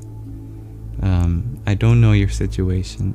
Obviously, if it's something that medically requires you to breathe in a certain way, maybe with the facilitation of another device, then I understand how conscious breathing might not be something that you can manually change, like the rhythm or speed. But if you can, absolutely, anything you can do to work on your breathing problems, that is going to help out. Even if you can't, I'd still recommend bringing your awareness to your breath. Even if a machine breathes for you, feel that flow of expansion and contraction. Actually, the breath is only a stepping stone to another part of your experience, which is known as the prana. And prana does get translated to breath, but it also gets translated to spirit. Flowing awareness is the true prana. And if you can follow the flow of awareness in your body, feel the sensations move around and still them. Let everything flow where it needs to flow, but at a comfortable and natural pace. That can be really helpful. And while I'm scrolling up, I'm grateful I did, because I noticed that I missed Arwen. You share you've been super stressed about living with your abuser again soon. You've been crying for 3 days. You are hopeful you will find a safe space soon, but you're afraid. Please send you a virtual hug. You need it. Absolutely, Arwen. My hugs are on their way. I'm sorry that you have to live with someone. I really hope you don't have to live with an abuser. If there is any way to get out of that situation, please explore your options, because your health and safety are such a priority. But I understand that life is complicated and some things seem to be inevitable momentary chapters, especially if they're your legal guardian. You know, I'd probably be a little foolish to tell you to run away, but even that's an option, because if you are actively being abused, then please don't stay there by any means. If you are safe, but this is someone who had abused you in the past, then I'd really work on trying to develop a healthy relationship with them. If you have to be with them, then please set as many boundaries as you need and communicate as authentically, openly, and directly with them about your feelings, about how you feel in their presence, what they can do to help you feel better while you're there too. And give yourself lots of space wherever you need it. Just because you have to live with them doesn't mean you have to be in their presence 100% of the time. You definitely deserve and are entitled to personal time.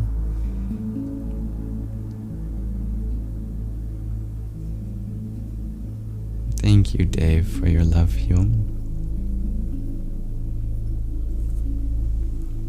Om Kam Namah Prajapataye. Okay, thank you for your patience, dear Anna. You would like me to talk more about Mahasamadhi. You love dream yoga, and you think life is the preparation for death. Death is the preparation for life. You have to die to be alive. Yeah. Mahasamadhi is about leaving gracefully at the right time, that you don't just wait for your body to decay and be on life support. That if you feel like it's time to leave, you consciously leave your body. And the ideal is to leave through the higher chakras. You can leave the body through any chakra,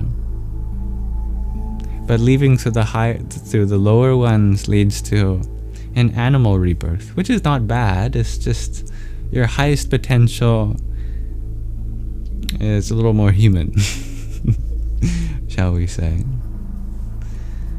A human being has the most advanced, subtle body.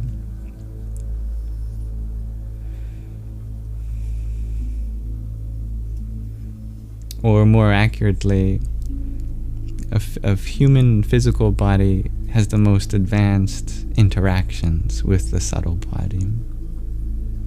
So leaving through the higher chakras is preferred.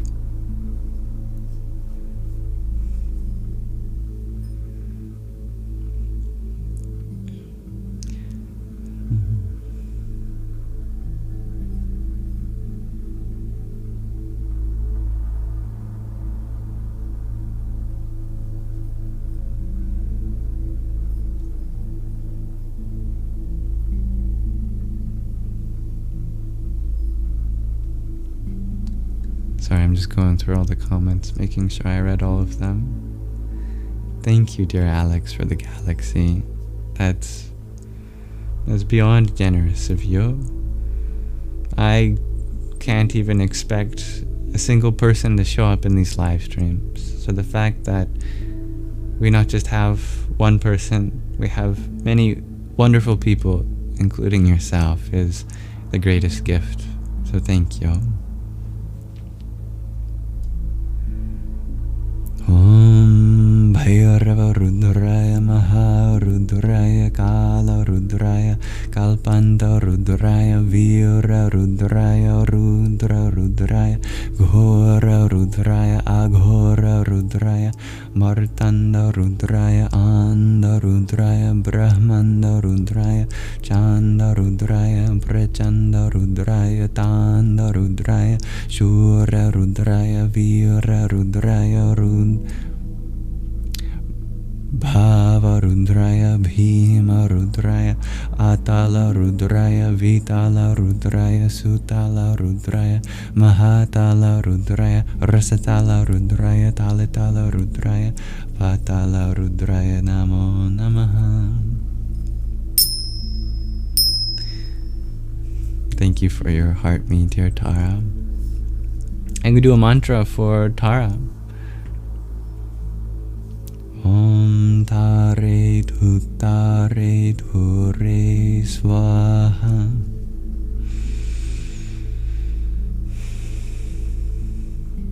And I'm glad that the discussion on Gunas clicked with you, dear Hybrid Gem. Hello, dear Pepper.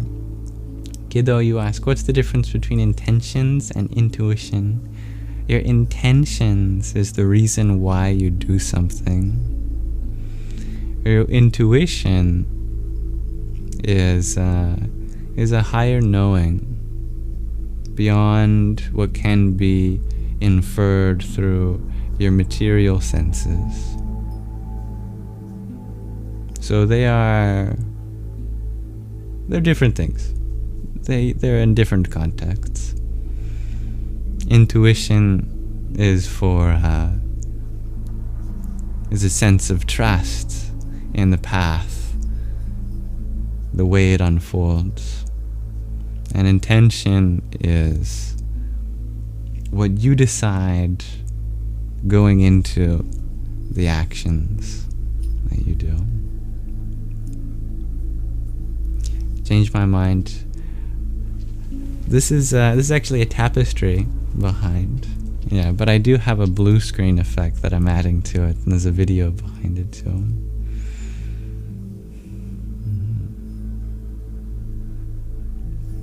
And thank you, Liv. Carol, you asked about about tamas. Is it disillusion or dissolution? What I said was dissolution, dissolving. The nominal form of dissolving, dissolution, yeah. But disillusion too is also tamasic, so both work. Yeah, they're kind of the same in that sense. Natural Problem, you had asked, what is one book I could suggest for you who are seeking peace? It's such a personal experience that two people could read the same book and one person becomes peaceful and the other person gets more aggravated. Peace is not to be sought in a book. Peace is to be sought in the way you live your life. And a book might give you ideas for how you can live your life, but it's ultimately up to you to decide what brings out your peace. What kind of life do you want to live? And not in the future. This is not about investing in your future self. This is about how do you want to live your day today? What kind of moment do you want to have? How do you want to be in this moment? Do you want to hold all your muscles together in tension because you think a bomb's going to drop at any moment? Or do you want to release, let go of that tension? Do you want to be thinking about all the work you have to do that didn't get done and that someone needs to do it? Or do you want to validate yourself for the work you've already been doing and trust that it will happen? You are doing enough right now. How do you want to be in this moment? Remember, no book can change who you are inside. And they can only give you ideas that you can apply, but application is what is needed for peace. And that's your free will in each moment. And I trust that you have everything you need inside you already. Debrock, you had asked, what are some of my hobbies? You know, I've acquired so many over the course of my life that I stopped keeping track of them. Yeah, I don't even know at this point. I think you could probably relate.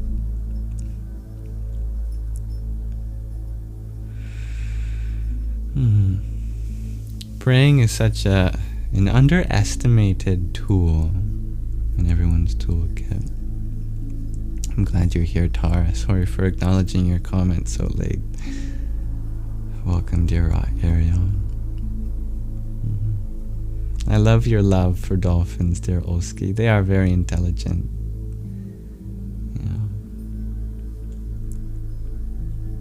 And yeah, Bubbles. It's the noticing that's important, rather than the breath that you're noticing. Good point. Thank you.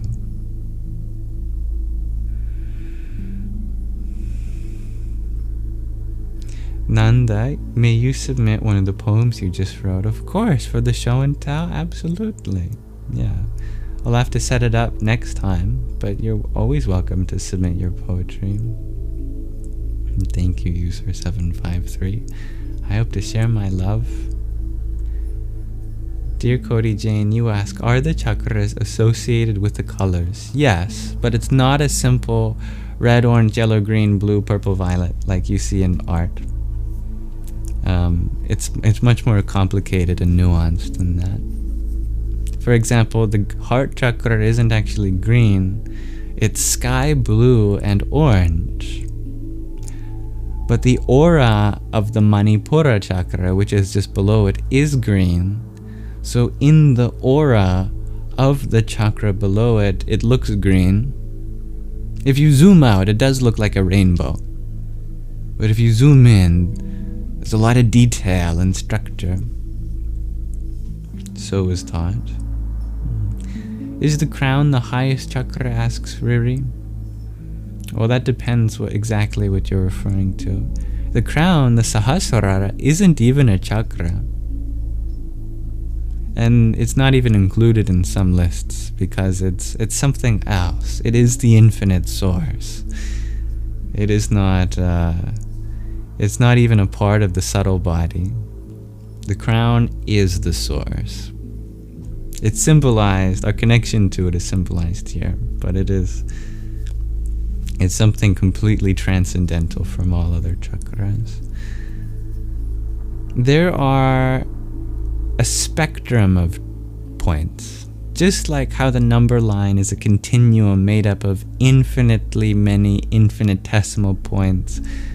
There are an infinite amount of chakras, but there are main ones. Just like 1/2 is a pretty good milestone in between 0 and 1, even though you could have picked 0.49563594254 as a stepping stone. You know, the halfway mark is a pretty good mark. You know, 1/2 is the solution to many algebraic equations, whereas the other number that I don't even remember is not as prevalent.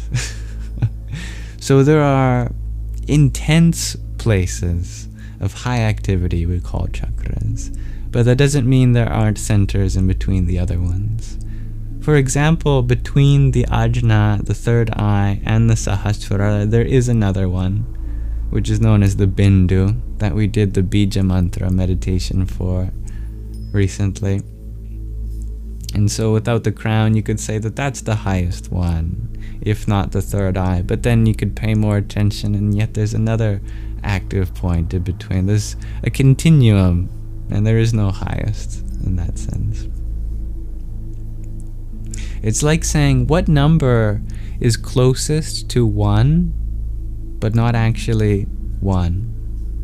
Well, you could get 0.9, 0.99, 0.999, 0.999.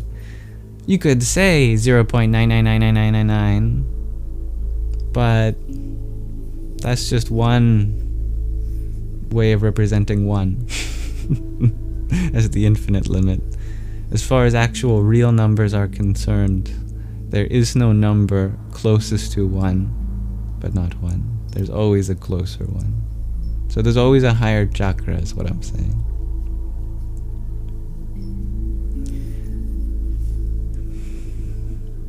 Swimming has helped you improve your breathing and even stop smoking. Yeah, swimmers' lungs have been studied for their health. That's a great point, dear Michelle.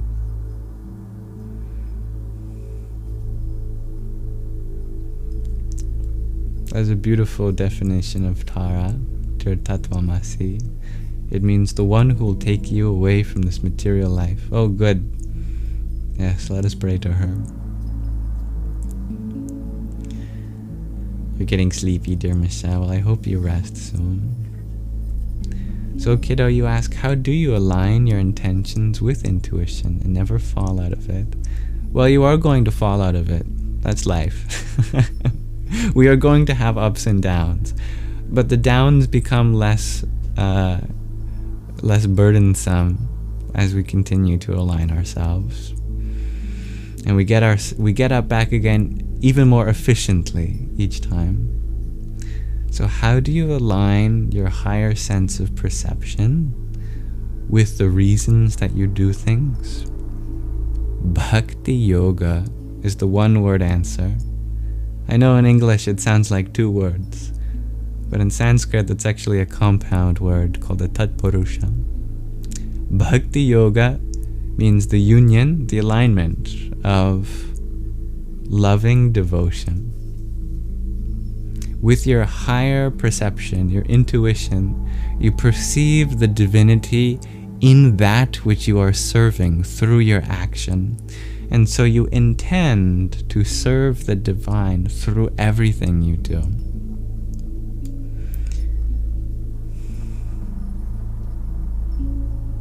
Bhakti Yoga. The best way to align your intentions with your actions, which is called Karma Yoga, by the way, is Bhakti Yoga.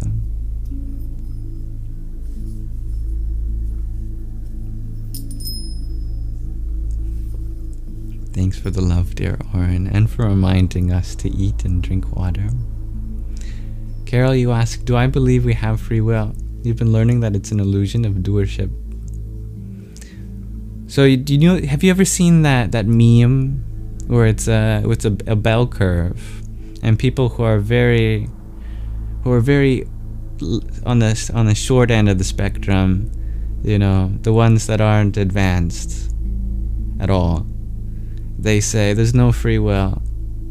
And then at the peak of the bell curve, after they've learned a lot more, they realize actually we do have free will.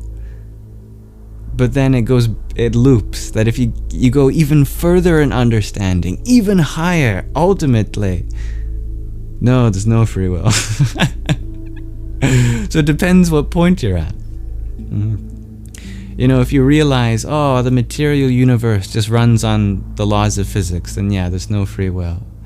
But if you realize that you are not this body, you are the spiritual animation of it, the one that actually undertakes the laws of physics within the wiggle room of the Heisenberg uncertainty principle, perhaps, then yes, you can direct this. And then it goes all the way back full circle. But actually, it's all just a natural unfolding of exactly how it's always meant to be. And so the concept of free will doesn't even apply anymore. But we should act as though we do. because the lack of free will is no excuse to not be kind. We should continue to strive to be kind and help each other out and be conscious participants in this reality.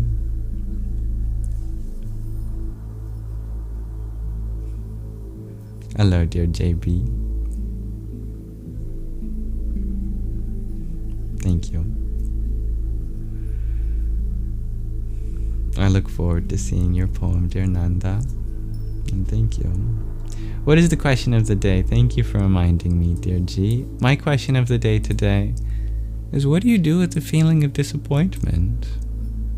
When you feel disappointed, what do you do?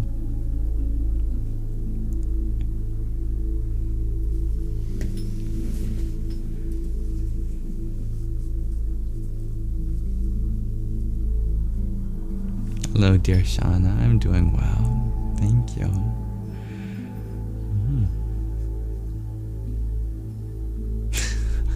Hasid, you want to go to sleep while hearing my live, but you wake up to some weird live. Is there a solution? Yes, there is a solution.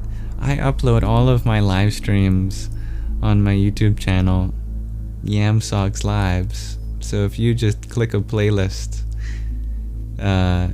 you will automatically go into just another live stream after mine ends, of mine.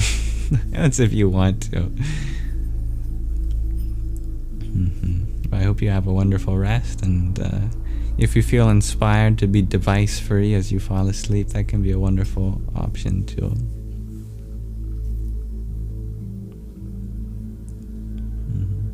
You did that, but you want to hear it live. Ah, I see.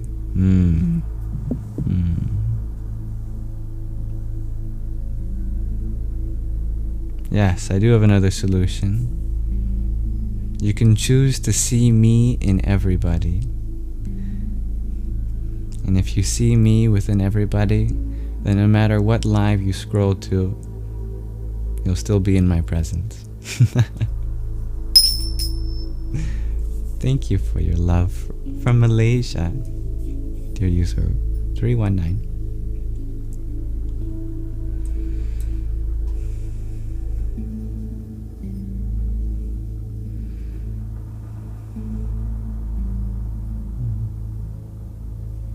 Dear Hasid, you ask, am I talking in that language in every environment of people? The way I speak, no, it definitely changes based on the environment. I mean, if I'm surrounded by a bunch of puppies, I'm probably gonna be talking like this. Oh, hello, oh, who's a good boy, who's a good boy? You are.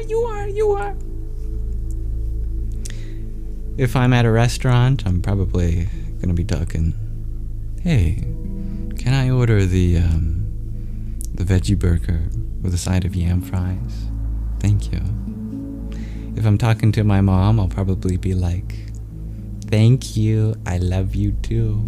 I'm grateful for you. At least I hope that's how I talk to my mother.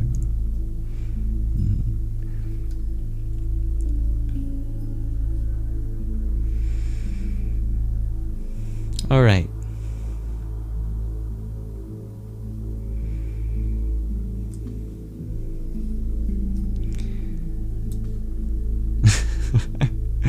That's the spirit, dear Alex. Yeah. Let us pray that we don't have the energy to argue. May we seek the truth in each other's experiences without invalidating any perspectives. On to some answers to our question of the day. Not your problem, you share, you cry. That's a great answer. Yeah. Crying is beautiful. Valid expression of how we feel. Stevie G, you share, you welcome in your faith and you trust. And you also let it all go. That's beautiful. I like that. Edgars, you ask, where to find this music? This is on the Meditative Mind YouTube channel. We're listening to Unblock All 7 Chakras. Poor Bindu Chakra, not included. Poor Surya Chakra, also not included.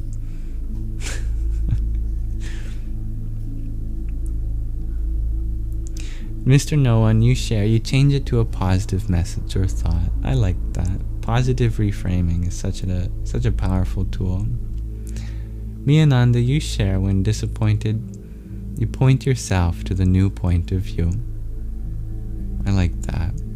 Yeah, there must be another point of view. Liv, you share, you try to understand why. Good practice. Yeah. Melissa, you share, you can't feel disappointed because everything is perfect just as it is. I like that, Melissa. Hello, dear Holly Hunter. Oren, you take every feeling of disappointment with yourself or others as a lesson to enact karma and Bhakti Yoga. That is very humble. Picnics, you find cleaning your flat hard because you have a disability in work. You feel so disappointed in yourself. Well, you can't expect yourself to go against your own unique condition. You know, having a disability and work, as you said, is a completely understandable reason that you might have a difficult time cleaning your flat. That's very understandable. If I lived near you, I'd help you come. I'd come and help clean your flat because, my goodness, you deserve some leeway in your life. You're a hard worker. Yeah, but I hope that some of the answers shared from all the wise people here can help with that feeling in you. Kiddo, you share that disappointment is mindless pressure from negative perspective for most, but you still find it useful. Yeah, I know what you mean. How do I talk to hyper kids? Asks Hyper Jen. Well, at some level, I try to match that excitement, but at another level, or I guess over the course of the conversation, start, excited, and then draw them down into a place of rest by calming myself down as I transition through my words. What are you guys excited about? You're running around. You saw a really cool bug and you're pretending to be a ladybug also flying around. That's awesome. I imagine you must be getting pretty hungry after flying around all that time, huh? Do you feel like you could use some food, or maybe you need to stretch and take a break? It's really good to relax your body. Make sure that you feel good and healthy. What do you say? You want to do some stretches and have some fun food together? Something like that, maybe. I don't know. Depends on the situation.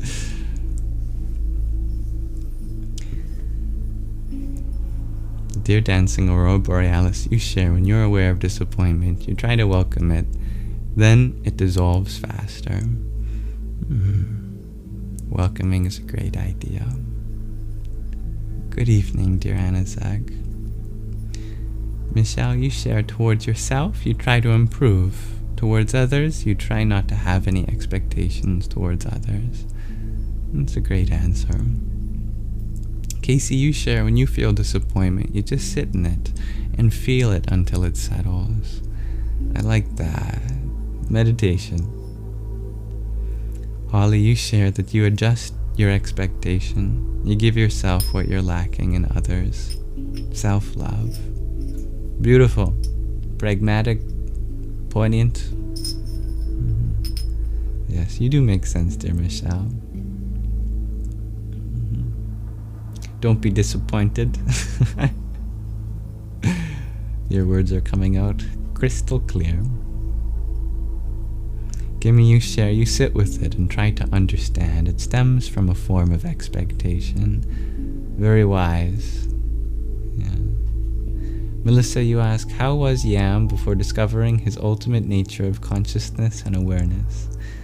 Well, Yam is still in the process of discovering his ultimate nature of consciousness and awareness. And as we dial back time, I become more and more of a ruffian with a lot of anger at the world and anxiety, agitation, and a lot of pride. I'm grateful to have come this far, and I have a long way to go still. MJ, you share through years of practice, you release it, knowing you can't change the past. I like that. I especially enjoy how you've specified that there's no timeline.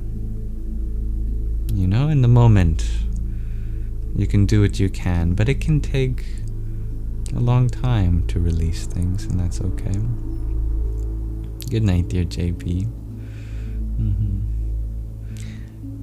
If you sent a message request on TikTok, I probably won't see it, but my inbox is open on Instagram or Telegram or WhatsApp.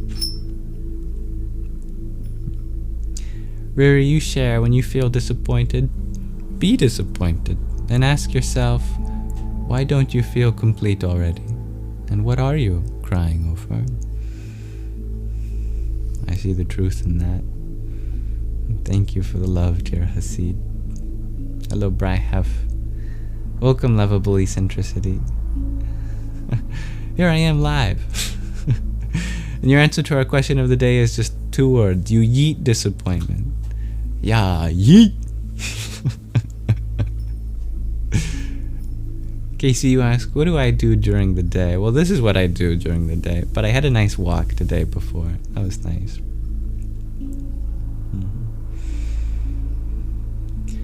Hasid, you ask, when I'm talking to someone who isn't spiritual, do I answer spiritually? Oh, I see what you mean. I think everyday life is spiritual, and even some of the most mundane answers can be charged spiritually. You know, I actually got I got recognized for the first time the other day. Just in a shop nearby my house. You know, I live in a funny place on Vancouver Island in Canada, and I don't expect people that watch this TikTok to live around me, you know? And so I walked into the Great Canadian Dollar Store, and the customer service attendant, I don't exactly know what her job title was, she was looking at me for a few seconds, and then she was like, wait a second, you're that guy from TikTok. And I was like, hi. Shook hands, my name's Liam, whatever. We were talking about long hair, and I think all I said is, as I was leaving was, you know, long hair is like the Divine Mother. And no elaborate spiritual explanation, but I realized afterwards that in the context of the conversation that answered a question or a problem that one of the customer service girls was having. I didn't even think about it. It was just natural, just following the natural flow of conversation. Having a spiritual practice, you just say things that end up working in some way. And I think that incident with me the other day reminded me of how I don't need to consciously choose my words to sound spiritual. I can just say what feels natural, and it's going to be spiritual anyway. Also, I don't assume that anyone isn't a spiritual person, because spirit, you must have a spirit, otherwise you'd flop on the ground. You'd be all floppy. Spirit is what animates the person. If they don't have spirit, they're not a person. Whether they're connected with that spirit or not is ultimately none of my business. That's their spiritual journey after all. And I only hope to connect with their spirit even if they haven't already.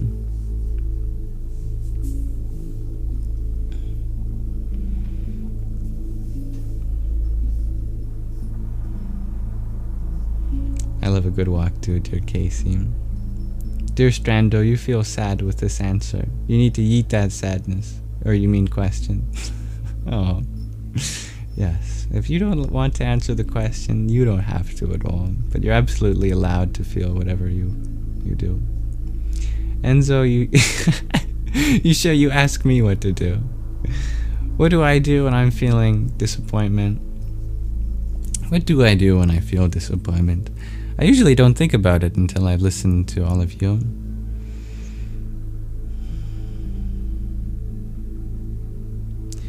When I'm feeling disappointment, it absolutely does have to do with expectations.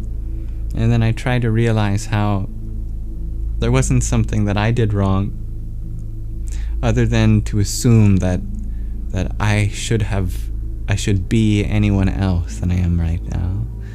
That even if I made a mistake, I am allowed to make mistakes. And if I am learning from my mistakes, then that disappointment serves no purpose. Or rather, it does serve the purpose of inspiring me to take accountability for any mistakes. But if there's just an unnecessary or unrealistic expectation, then I have to realize its unnecessariness, its lack of necessity, and try to create a realistic expectation. It's okay if I didn't do this thing by a certain date. Who said that I should have listened to anyone else? Who said that I needed this done by that date anyway? That was an arbitrary goal that I just attached myself to, that now I have the option of recalibrating. All is good. Life goes on. We can transform ourselves.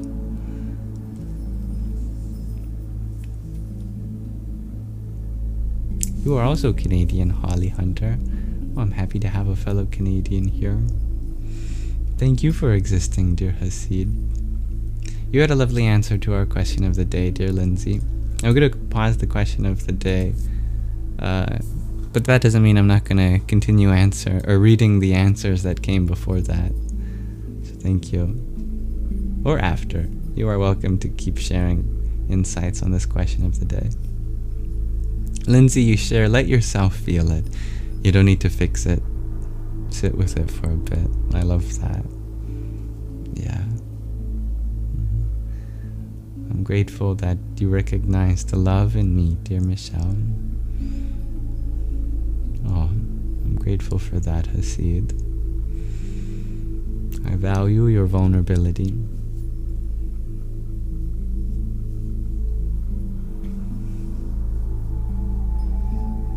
Thank you, the catalyst. Hello, dear Orem. Welcome, NFT, my name. Am I the guy from Headspace? From the meditation app? No, I'm not the guy from Headspace. I wish I was. Or maybe I shouldn't. I should be careful what I wish for. I love that. Learn one new thing a day, shares Oren. That's a good goal.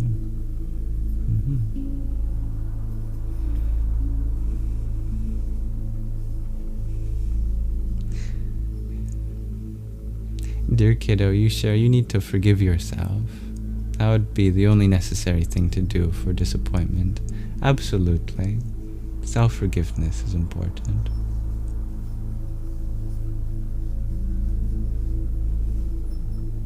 Nice to have you here, Strando, from another part of Canada. I was just in Duncan a few days ago. Psychobella, you need some advice and you don't know what to do. You don't have too many friends.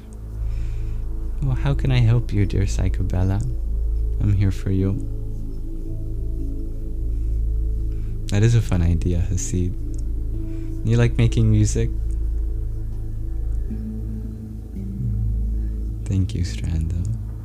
The background is moving.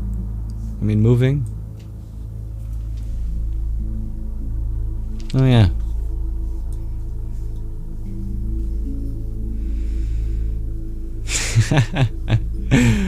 You're so wholesome, dear Oren. I've learned many things from being with you too.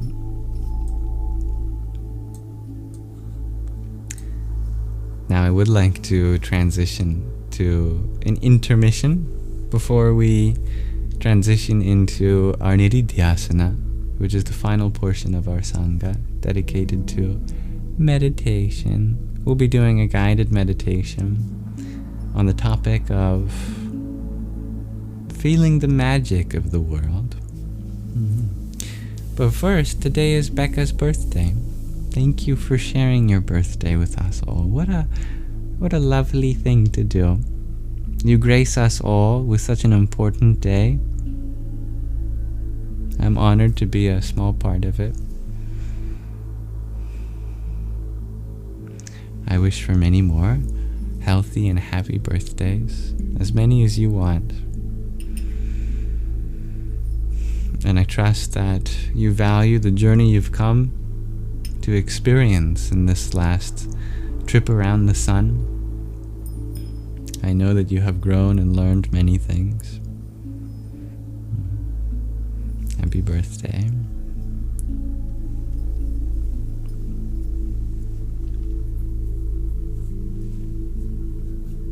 Happy Bee Earth Day. I like that, kiddo. And I love how everyone's saying happy birthday.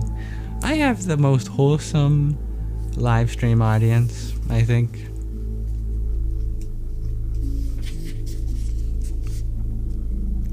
I'm really grateful for that.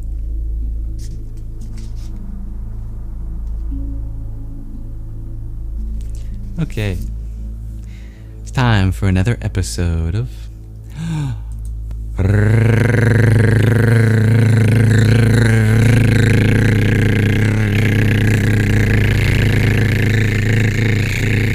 Ruminations.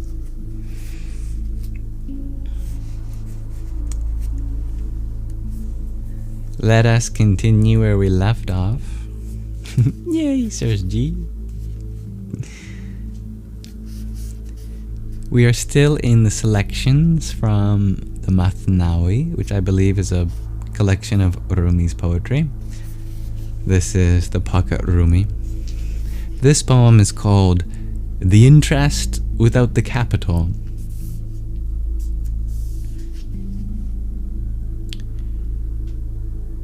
You know, that's a very modern title for an 800-year-old poem.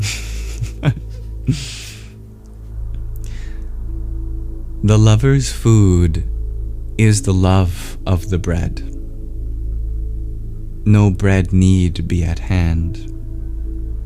No one who is sincere in their love is a slave to existence. Lovers have nothing to do with existence. Lovers have the interest without the capital. Without wings they fly around the world. Without hands they carry the polo ball off the field. That dervish who caught the scent of reality used to weave baskets even though their hand had been cut off. Lovers have pitched their tents in non-existence. They are one. They are of one quality and one essence, as non-existence is.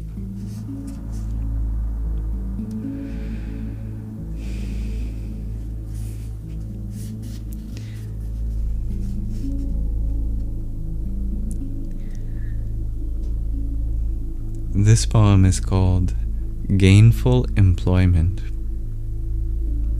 When it comes to earning food, why has the fear of eternal disappointment not waylaid you? You'll say, though I face the fear of disappointment, fear increases while I'm idle. My hope increases when I work. When I'm idle, I risk more. Why does the fear of loss restrain you when it comes to faith? Haven't you seen how gainfully employed the prophets and saints are? Haven't you seen what mines of treasure have opened to them from frequenting the shop of the Spirit?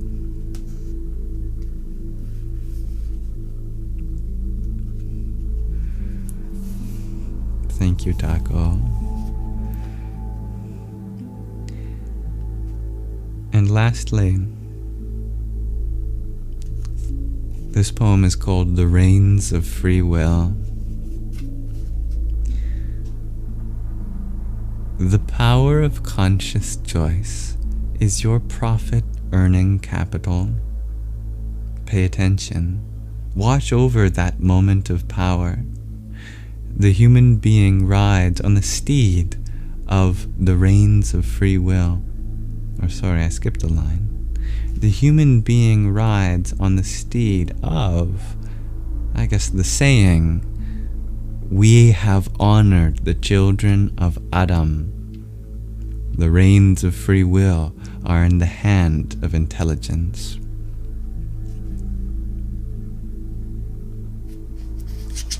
That saying, we have honored the children of Adam, that's actually from the Quran, from Al-Isra, the Night Journey, specifically 1770. The human being rides on the steed of the sentiment, the idea, we have honored the children of Adam. The reins of free will are in the hand of intelligence. I like that. That we ride on the steed of honoring our ancestors. Or if you wanted to metaphysically interpret that, of our inner child.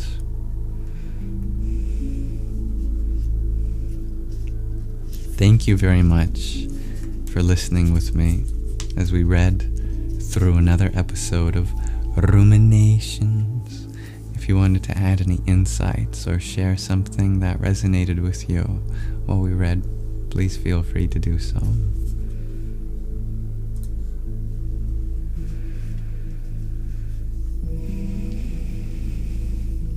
Sorry to keep you up with my rolled R's, dear Hasid.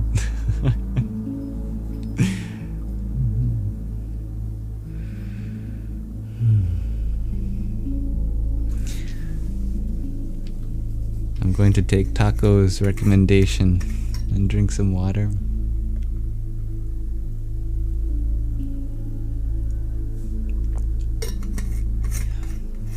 Namaste, dear truth seeker. Now I'd like to transition into a meditation. No mantra japa today. A guided meditation.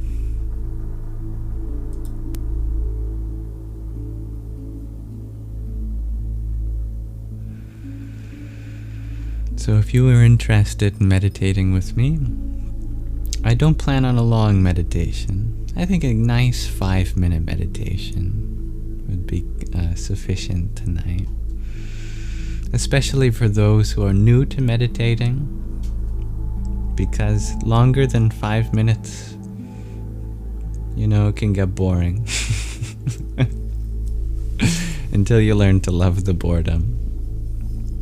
Om Namah Shivaya, dear Kalki-ji.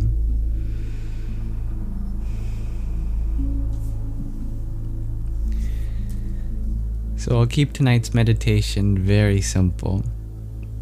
I actually have a very specific thing to meditate on tonight, and I'll try to do my best to touch upon that topic. If you can even glance upon what I'm about to attempt to embark us all towards, then that would make me happy. Hello, Jen. How many languages do I speak? Fluently, only English. But I do have a fascination for languages, especially etymology and phonetics. My rolled R's always remind you of a kitten, shares Michelle. But most cats don't roll their R's. No, it's more guttural. But it doesn't sound like that. It sounds much lovelier.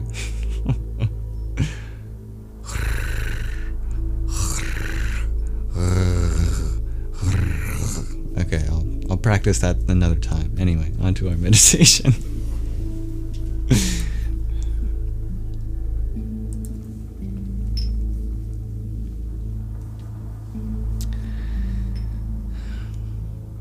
May you find a position that works right for you. Panini in his Yoga Sutras states that a good asana, meditation seat, is one that is sturdy and comfortable. So please don't lean more towards sturdiness if you are uncomfortable. And please, if you are too comfortable, try to have a position where your head is unsupported, unless you have any medical reasons why you need your head to be supported. To keep my hands from moving, I am going to place a copper weight in my hands. I'm going to weigh them down. But you can fiddle with anything, be it a mala, for example, or anything else. You are allowed to move and stretch throughout, swallow, change your breathing pattern, drop your shoulders, unclench your jaw, let go of any tension from your eyelids, drain your face of all expression except for a little smile. Unclench your glutes, your abdomen. Let all excess energy return to Mother Earth. Focus on the breath, breathing in to the count of 4.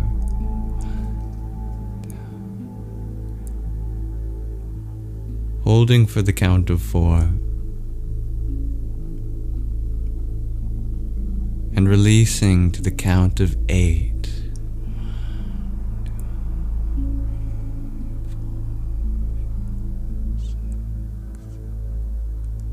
And repeat.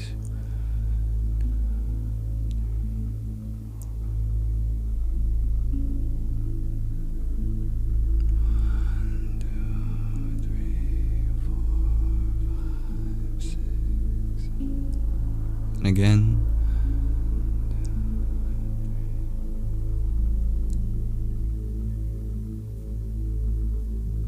1, 2, 3, 4, 5, 6, 7. And continue breathing in that pattern as long as you'd prefer to bring your mind to that. Otherwise, breathe naturally to what feels right for you. I want to guide your mind to the magic in the world. I'm not talking about card tricks and pulling rabbits out of hats. I'm not talking about cups and balls, nor am I talking about Houdini escaping from his cage. I'm talking about magic with a K. The K is for capable, because anything's possible, including respelling words in new ways.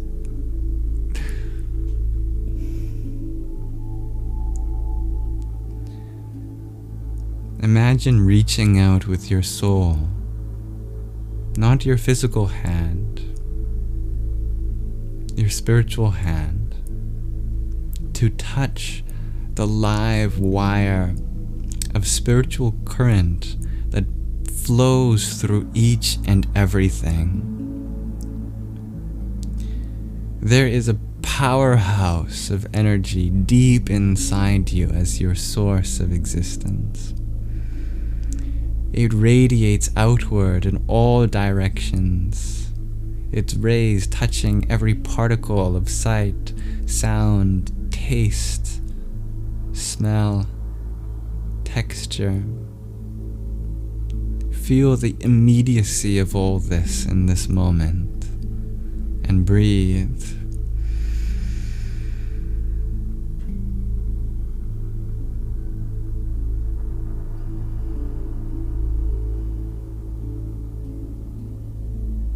Find that vibrational level that state of consciousness in which everything is electrified, that you could swear that you are in direct contact with the very source of creation all around you.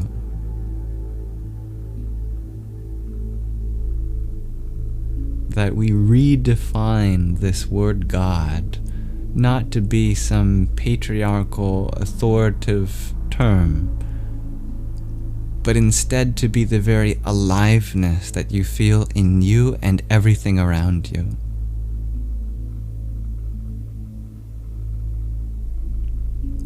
That you look at your Creator face to face in a tree, in a flower,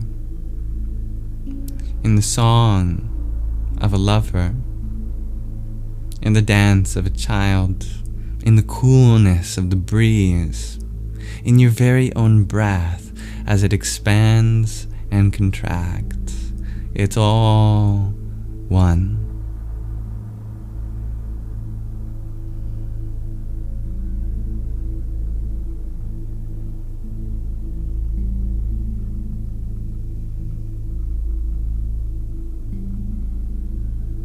At one level, everything is so still, and yet it's all in movement.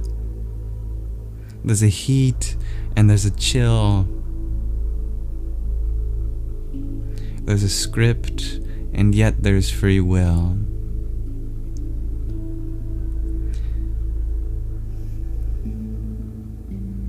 Paradox is not merely an absence of applied logic.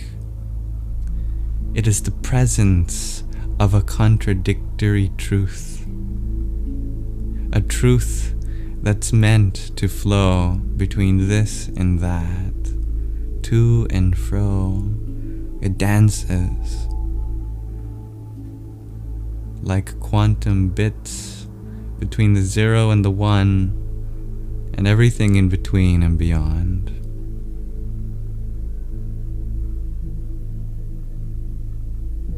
There is the eternal mystery, and yet you know everything there is to know about it.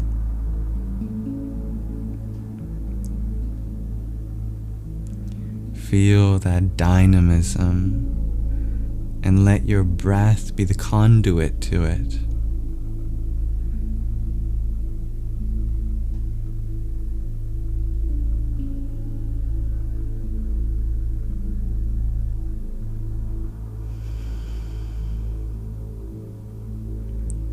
Let that energy flow to wherever it needs to go, restructuring, recalibrating, rejuvenating, restoring, recycling, reusing, reducing, all the re's, like Riri, one of our Sangis.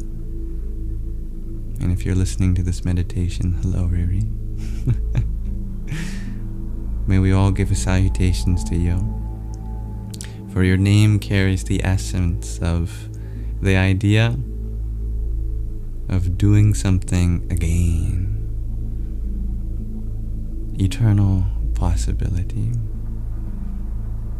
And that's what I wanted to bring our minds to tonight. And this concludes our meditation. It need be no longer than that. In fact, it could have been much shorter. At any time of the day, you can bring your mind to this simple idea of that magic in the world. That all-pervading, permeating spark of Satchit Ananda, of truth, consciousness, bliss.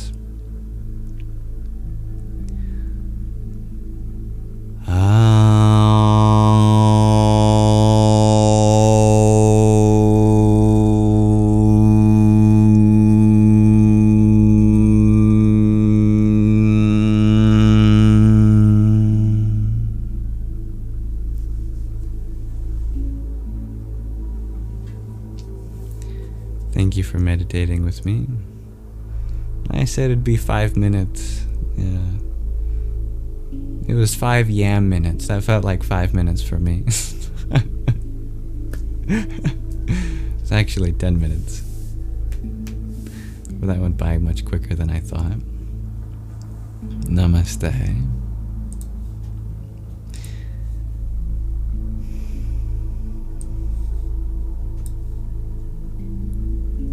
Hello, Carson.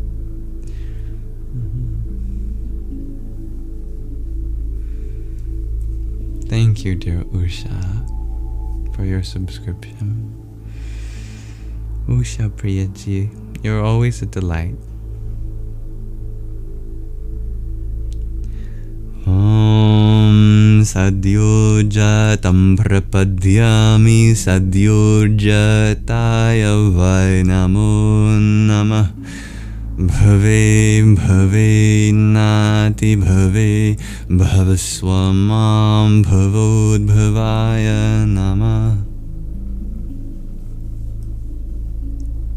Oh, I'm glad you liked that, dear Casey. Oh, I'm glad you were there for that, Riri. I was hoping you were. May that meditation be dedicated to you because, why not? You're very welcome, Anna and Quinn.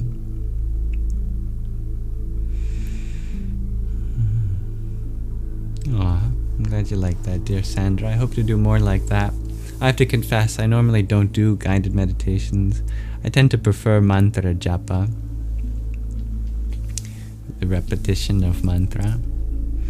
That's my personal favorite. But if you like guided meditations, I'll be happy to do more of those.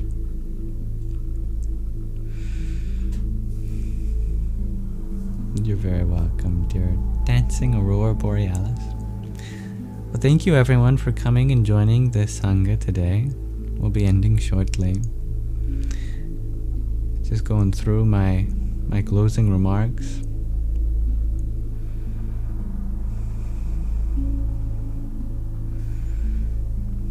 Thank you to my lovely moderators for helping keep the peace.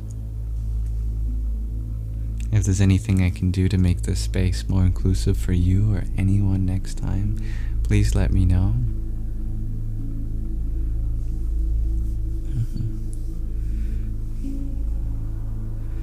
It's good to be skeptic, dear Emmanuel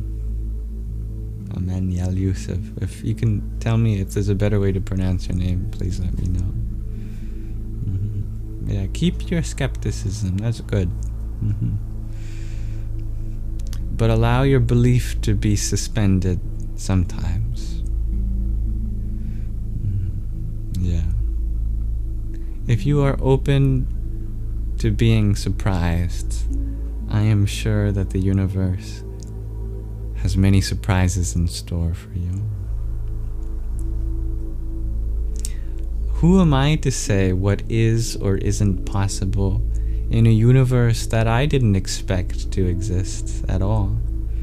Here I am, part of something that's everything and nothing. And that is the greatest magic of all.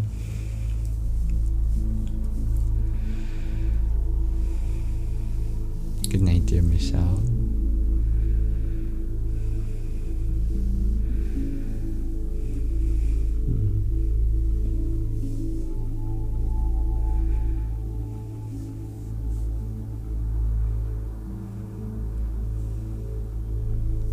Oh, that's beautiful, Holly. Salutations to the Great Mother. And please give your attention to them, dear Rooney. Thank you, Oren, for your subscription too. Vamadevaya Namo Jishtaya Namah Shrishtaya Namo Rudraya Namah Kalaya Namah Kalavikarnaya Namo Balaya Namo Balavikarnaya Namo Balaparamatanaya Namah Sarva Bhuta Damanaya Namo Manonmanaya Namah.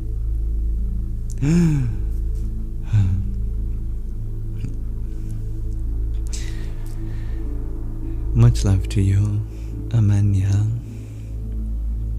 Thank you. Ram Ram, dear John Tyler. May you all have a wonderful rest of your afternoon or night or evening or morning or whatever time it is for you. May this live stream be an offering to the divinity inside you. Ham asato ma sadgamaya tamaso ma jyotirgamaya mrityor ma mritangamaya. Om Shanti Shanti Shanti. Om. Lead us from the unreal to the real, from darkness to the light, from death to deathlessness. May there be peace in us, may there be peace in our environment, and may there be peace in the forces that act on us. Much love to you, Inevitable. Thank you, Kimmy. Can I tell you about magic squares? I can tell you about magic squares. In fact, let me show you one that I have. I'll be right back.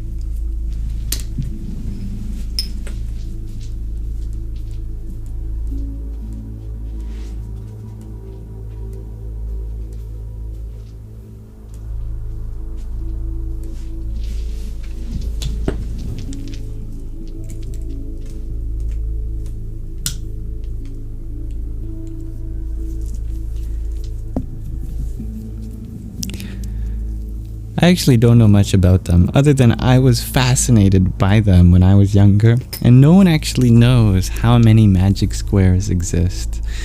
However, many people have tried to create formula to describe how many there are.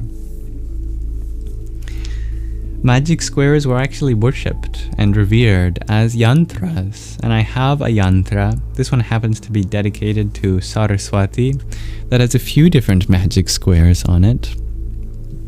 Actually has several. What am I talking about? Not just a few. It's surrounded by magic squares. There's a magic square in every single one of these squares.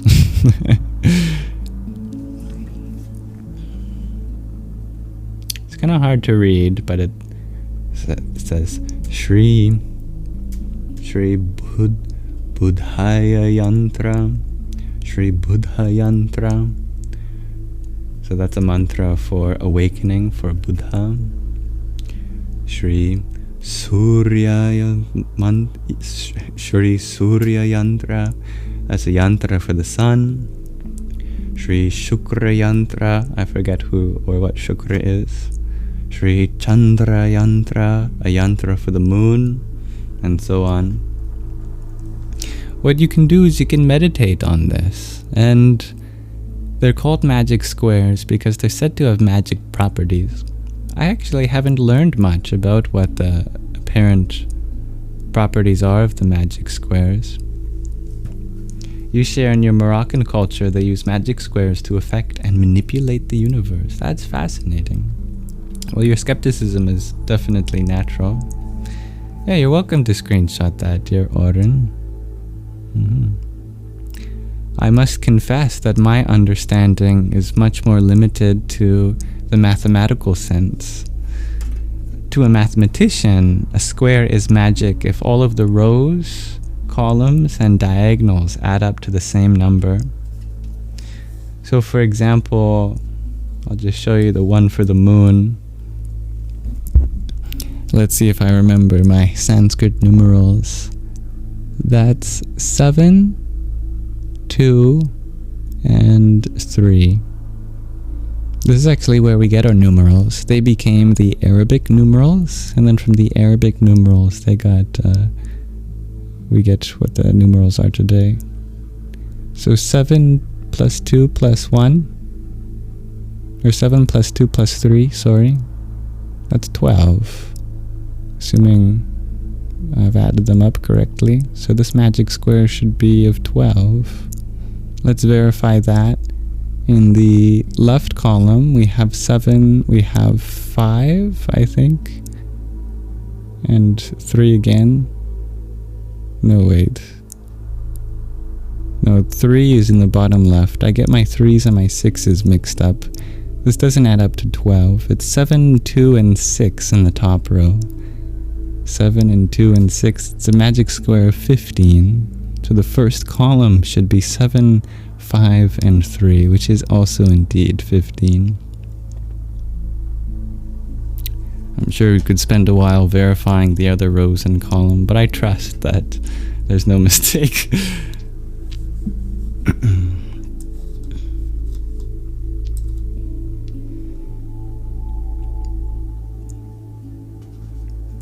In Moroccan culture, they use the alphabet and turn it into numbers and fill up the magic square. Very interesting. I learned something new. Thank you. And can I speak about autobiography of a yogi and how it affected me? I think the biggest thing is the video I made on the bench. If you see that, I think it's my most recent video at this time. That was the biggest thing for me. It opened me up to wanting a spiritual teacher, to learn from a higher source, as well as to be open to miracles. Alright, that concludes our Sangha for today. May the blessings of Saraswati be with you. Om Aim Saraswatyai Namaha. She is the river goddess of divine expression, including knowledge of language, of music, of dance, of art, that sort of thing. So, in the rest of your day, night, afternoon, morning, whatever it may be for you, may you find that river of divine expression flow through you too. Namaste.